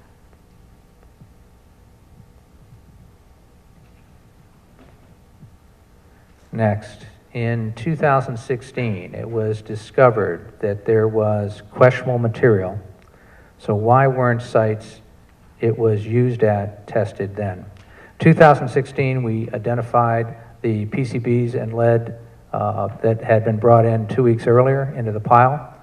We tested that and removed all that material from the town of Fairfield, from the pile site. It was not disclosed at that time by DPW that material from the pile had been used in ball fields and parks around town. If it had, we would have started this testing much sooner. Can an outside third party come in to audit the bonds? How much will this cost taxpayers? Our purchasing department has gone through and confirmed that the bonds are valid. That is something they can do. I have asked our independent auditor, our outside independent auditor, to come in and review the situation and see what recommendations they would make to enhance this. Did the first selectman know that Scott Bartlett's son worked for Julian? If so, was considered a conflict? My understanding is that Julian did not disclose this on the RFP response submission. Our RFP response asked if anybody, any family member of a town official or I think any employee, it states, works for the contractor. That was not disclosed as part of the response on the RFP. I did become aware that certainly Scott's Bartlett's son works part-time for, I think, one of the landscaping functions in Julian, not in Fairfield. I'm not sure when that happened, either before or after they signed up. Certainly, Mr. Bartlett knew when that happened, and Julian did, and we're going back trying to confirm when that took place. Yep. Brian, do you have the rest of those cards? If you want to take them, go ahead and take them. So I kind of, since I was divvying up the cards, I kind of took the ones that were germane. Is the town taking measures to ensure these chemicals are not found in the city water or the water found on contaminated sites? So this type of fill material would not pose a threat for the public water supply system. All the areas are in areas where there are no groundwater wells, and basically city water is provided by Aquarian. Even if there were groundwater wells, it's very shallow, thinly deposited soil that's ranging in, about a foot deep in most cases, so there would not be any impacts to the public supply, drinking water supply. Why are we not testing other outdoor areas adjacent to where the chemicals were found? Assumption being these chemicals can move from the rain. We are testing areas. We will continue to do stormwater monitoring around the pile, and we are testing and delineating the degree and extent of where the fill is found in each of the sites. How are the test results released? That is on a pass-fail basis or a measure of an amount of chemical found. So we have a time bond. We'll get the results from Phoenix Lab. We've placed a lot of that laboratory data on the website. We understand that's hard to deduce. Time bond is actually going through a QA/QC process, and then they'll put that into charts that basically show the level of contaminant, comparing it to the standards. So it will be much more easily understood by the public. They'll also generate maps showing where the particular tests were located, and then have the actual results of the chemical analysis if it exceeds standards. So that will be put into a format that will be easily understood by the public. Why isn't the January 10th, 2019 Osprey environmental memo and report that references chemical characterizations in the berm posted on the website? I will post that on the website. I have copies. I can email that to you. It was in a draft format that was submitted to the DEP. So there is some back and forth discussions going on there, but we hope to have all those outstanding permit issues resolved shortly. The January 31st report isn't posted either. Again, that can be posted. All the material, all of the data and material that was generated during the construction of the berm is on the Public Works website. And we had numerous public meetings, the town had numerous public meetings discussing that process. Has the DEP approved the application that was submitted April 12th, 2008? Again, we have a meeting with them, and we hope to get that permit issued as soon as possible, get the groundwater monitoring wells, and start that process. Health risk aside, how much damage are we expecting to the overall environment of our parks? I'm worried about the contaminants leaching into the groundwater over time. I haven't seen anything in the data analysis that would suggest that there would be any type of long-term impacts to groundwater. Again, most of the areas where the fill is located is in what is called a GB groundwater area, which is not suitable for direct human consumption, meaning you wouldn't be able to install a well into those areas, and all those areas are supplied by city water. So there's no worry about direct ingestion from any type of leaching materials in a park into the into water that would be consumed directly. Why do we not notify the EPA, OSHA, and the federal government? We have notified DEP numerous times. They were notified during the remediation. I have volumes of back and forth with the PCB division during the initial remediation. Same thing with the solid waste closure with the berm. I will tell you the truth, EPA was basically contacted by DEP during the initial remediation in February 2017. This really doesn't rise to something that they would necessarily respond to. This one might be good for Sands, but I can talk about doctors. What doctors have been consulted on what we should be looking for in our children, AKA symptoms? What about the water in Gould Manor? Who is chasing the environmental? Who is choosing the environmental firm? We are no longer, since we no longer trust the team to choose. Gould Manor Park specific, has the rest of the park been tested? Is it just the sidewalk? Why is it still open? What precautions should be taken with our children? Can exposure come from touch? So we can answer a little bit in terms of the doctors monitoring. You know, doctors are required to test for lead at certain points in a child's in a childhood at different points. So that's really the predominant one that we'd be looking for, that is all ongoing all the time.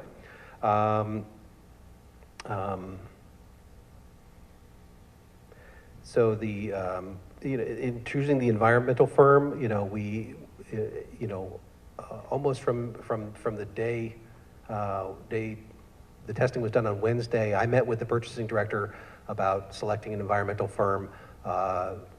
Because of the need for expediency, he produced the state bid list, and a contractor was chosen off the state bid list, which is, firms that have already gone out to bid and been approved by the state that towns can use on an immediate basis. So that's how that was done.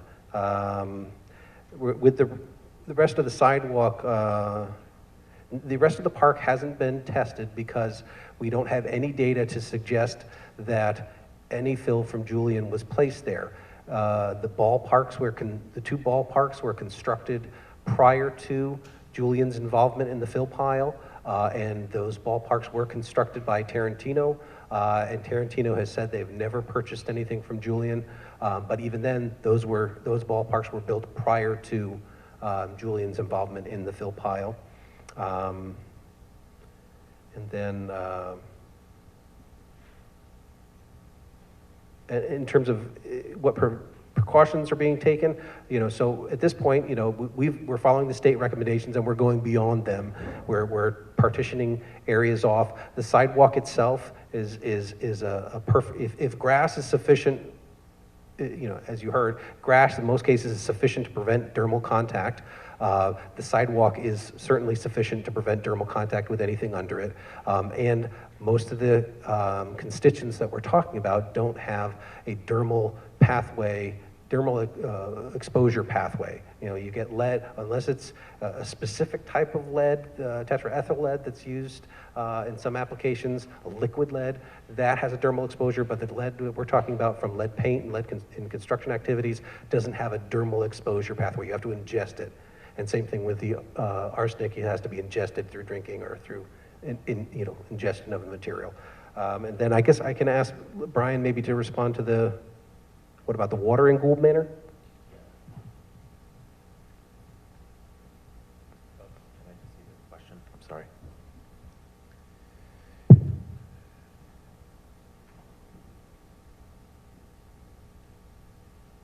I'm sorry, I'm just reading the.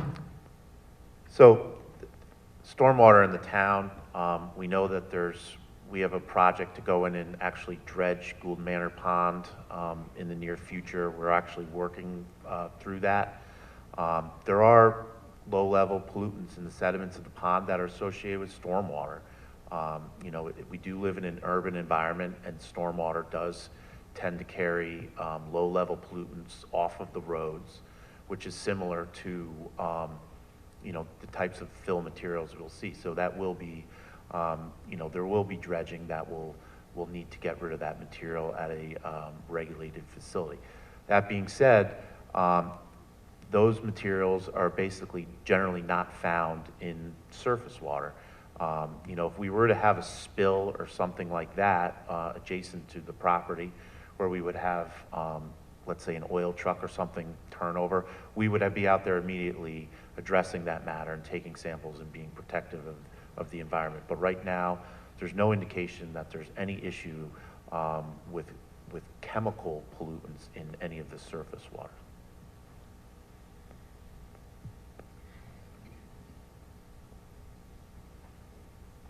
October 2016, the bond with Julian was discovered to be fraudulent. The 2018, the town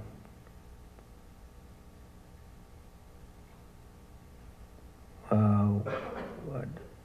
2018, the town. Indicated 41 inconsistencies in DPW reporting and numerous other, why were these red flags ignored? One, I would say they weren't ignored. In terms of the bond, we immediately went through and changed our procedures to make sure that never happened again, and we confirmed that all other bonds in place for the town.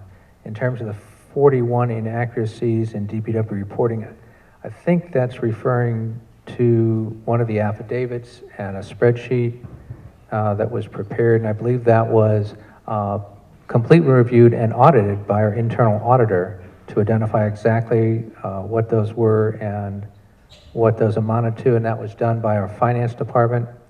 And so again, I'm going to suggest that that wasn't ignored.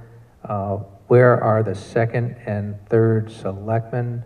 They are, we've been keeping them fully updated along with everybody else in town. We're moving as quickly as we can to get our announcements out, our information out, share that with the town. That's why tonight is on Fair TV, to make sure everybody, whether they can make tonight's meeting or not, are able to participate in this. Given the complicated nature of this series of events and the egregious breach of public trust we've all experienced, I'm questioning if the town needs state or federal oversight to manage the process and remediation plan. Can you share any details that would help the public feel more confident in your ability to execute the proposed protocol without oversight?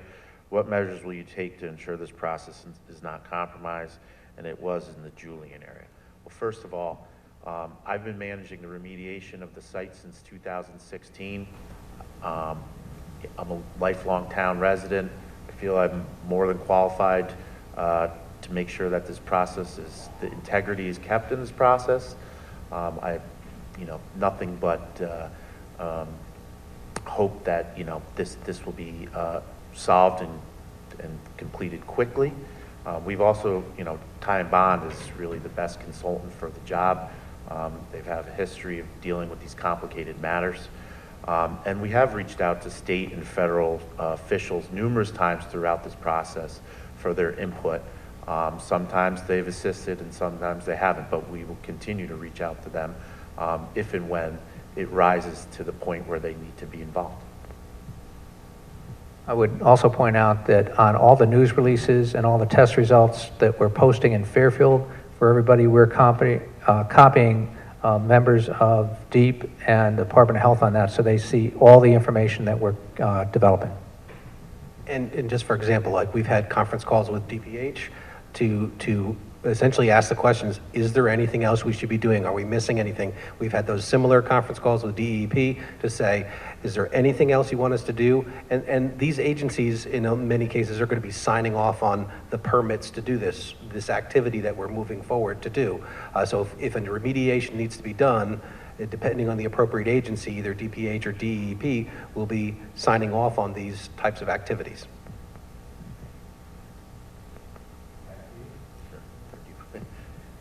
You mentioned the material should never have been used for the ball fields. How does fill get purchased? Right now, obviously, we do not purchase any fill or use any fill from the pile. We haven't done so since December 2016. As the interim director of Public Works, I am evaluating all of our purchasing procedures. We do have an existing materials bid with many contractors. We'll have to see what information they are giving us. Generally, towns don't require chemical constituents before purchasing fill material. It's assumed to be clean.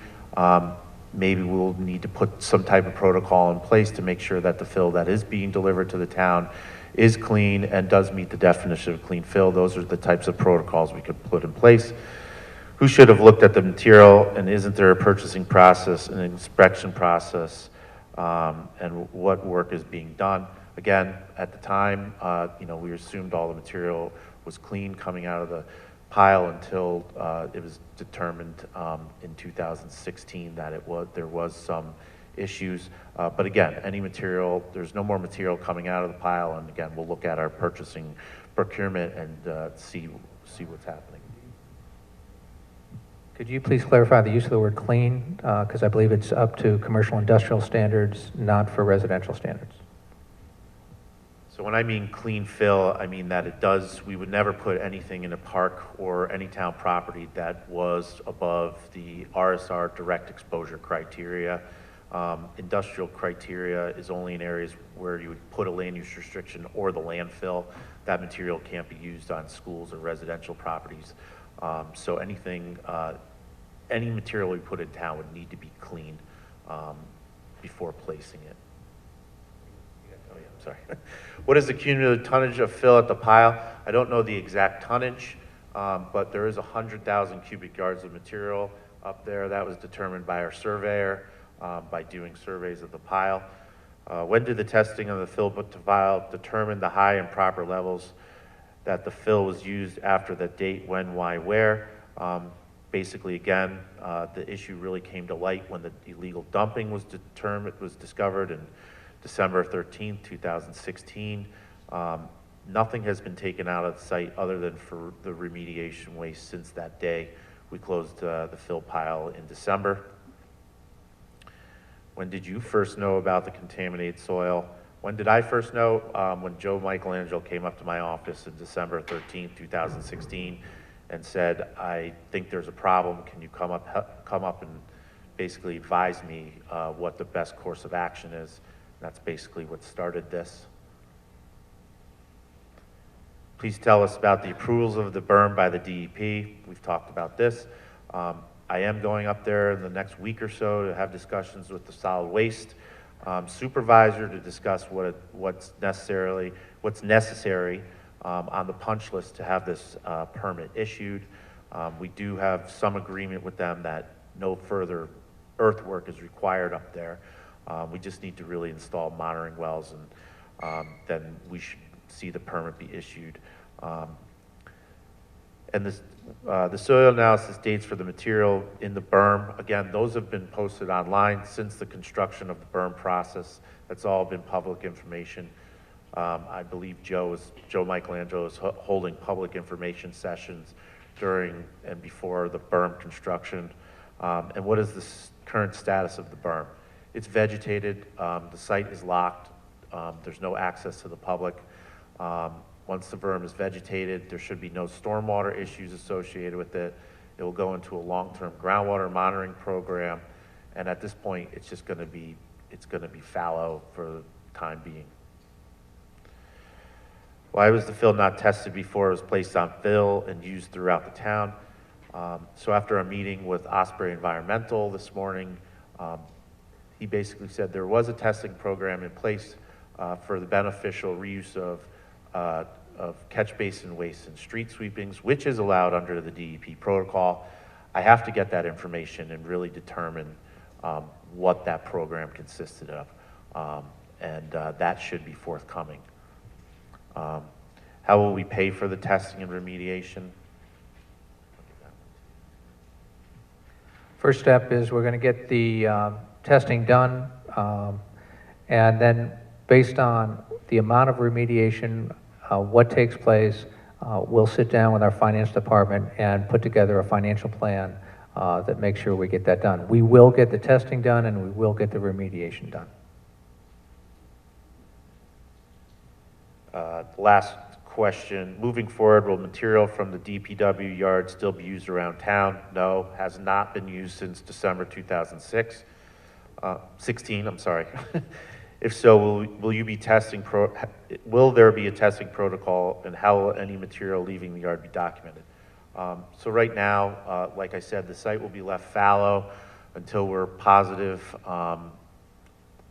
until the DEP permit is issued. That's one of the things we're going to discuss, is there is excess fill outside of the berm, and any decision to move that material will include testing, but we have to determine whether there's any cost-benefit ratio of looking at that material, testing that material, and seeing if there is a proper reuse for that material. At this moment, that's all on hold, so I would say there's nothing coming in or going out of that pile until we get a handle on the situation.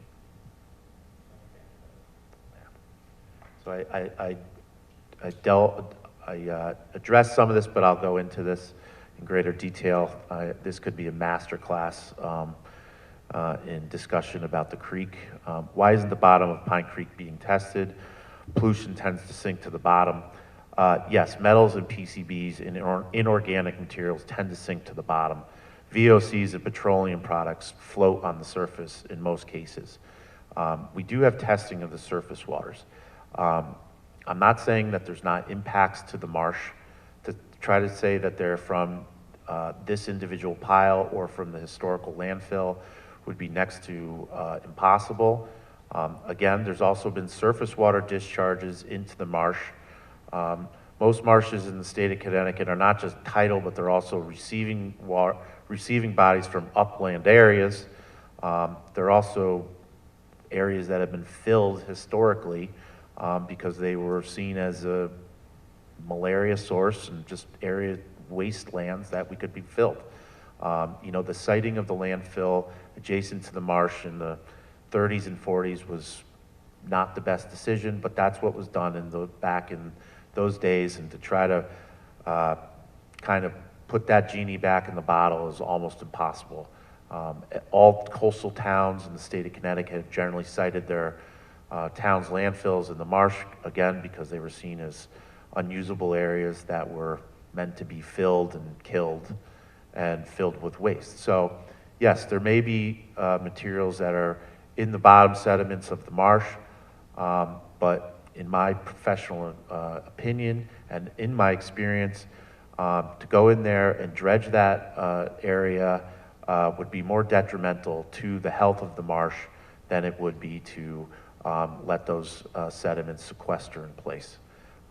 There's great debate about that, and most of the time dredging projects are put on hold for long periods of time because they're very costly, and the disposal of those types of sediments are multi-jurisdictional, and basically you need cap cover to dredge an area and then move it out to Long Island Sound and basically dump it on the bottom and cover it with clean material.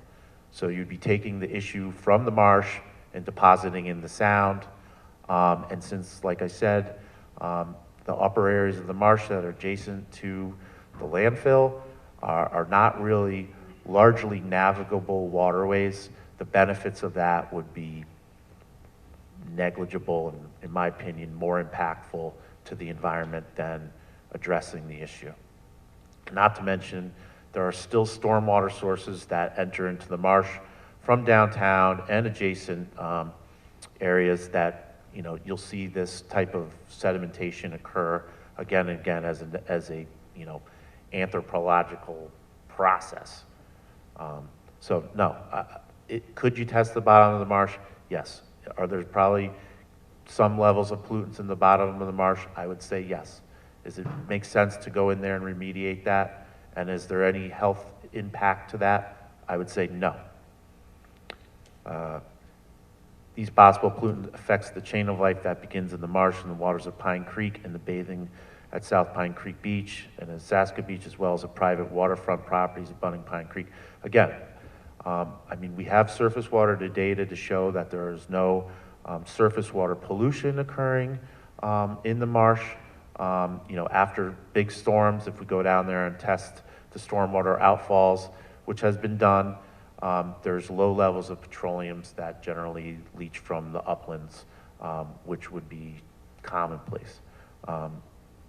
Really, the impacts to surface waters that are more concerning to human health are of basically runoff from you know, E. coli and fecal coliform type waste, which is something that you'd be more likely to encounter if by swimming or touching the water in the marsh. And those are driven, again, by stormwater and, you know, geese, runoff from, you know, sewage type of sources, old septic systems. But we've been addressing those issues. Plant upgrade has addressed a lot of those issues. So the water quality surface water quality in the marsh is improving, and we have data to support that.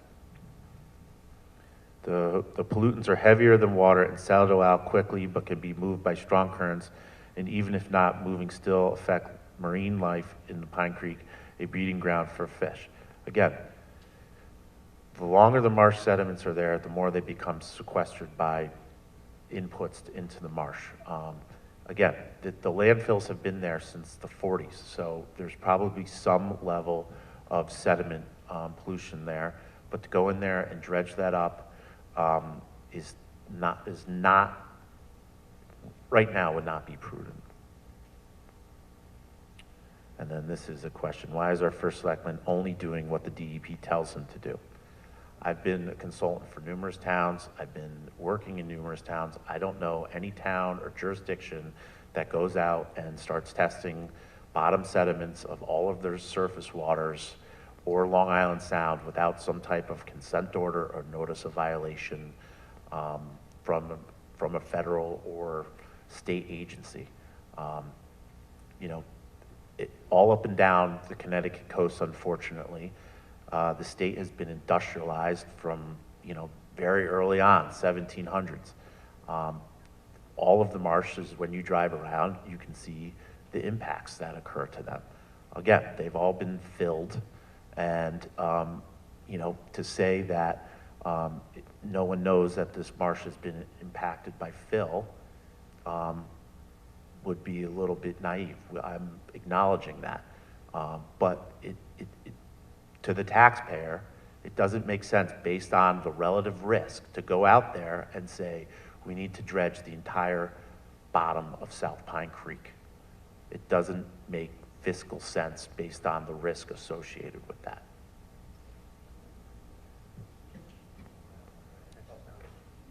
Any further comments from the panel? I just wanted to say, I know sometimes people have health questions that they're thinking about, worried about, that they don't necessarily feel comfortable asking in a public setting. So I have cards with my contact information. Please don't hesitate to grab one, give me a call, send me an email if you have any questions that are still lingering, or if things occur to you after this meeting. I'm happy to discuss any of those with you. All right, thank you. It's been 2.5 hours roughly. I want to point out that going forward, to keep up to date, we're going to, this is on Fair TV, and I believe tomorrow evening's public session will also be on Fair TV. We're going to have frequent updates in the news media.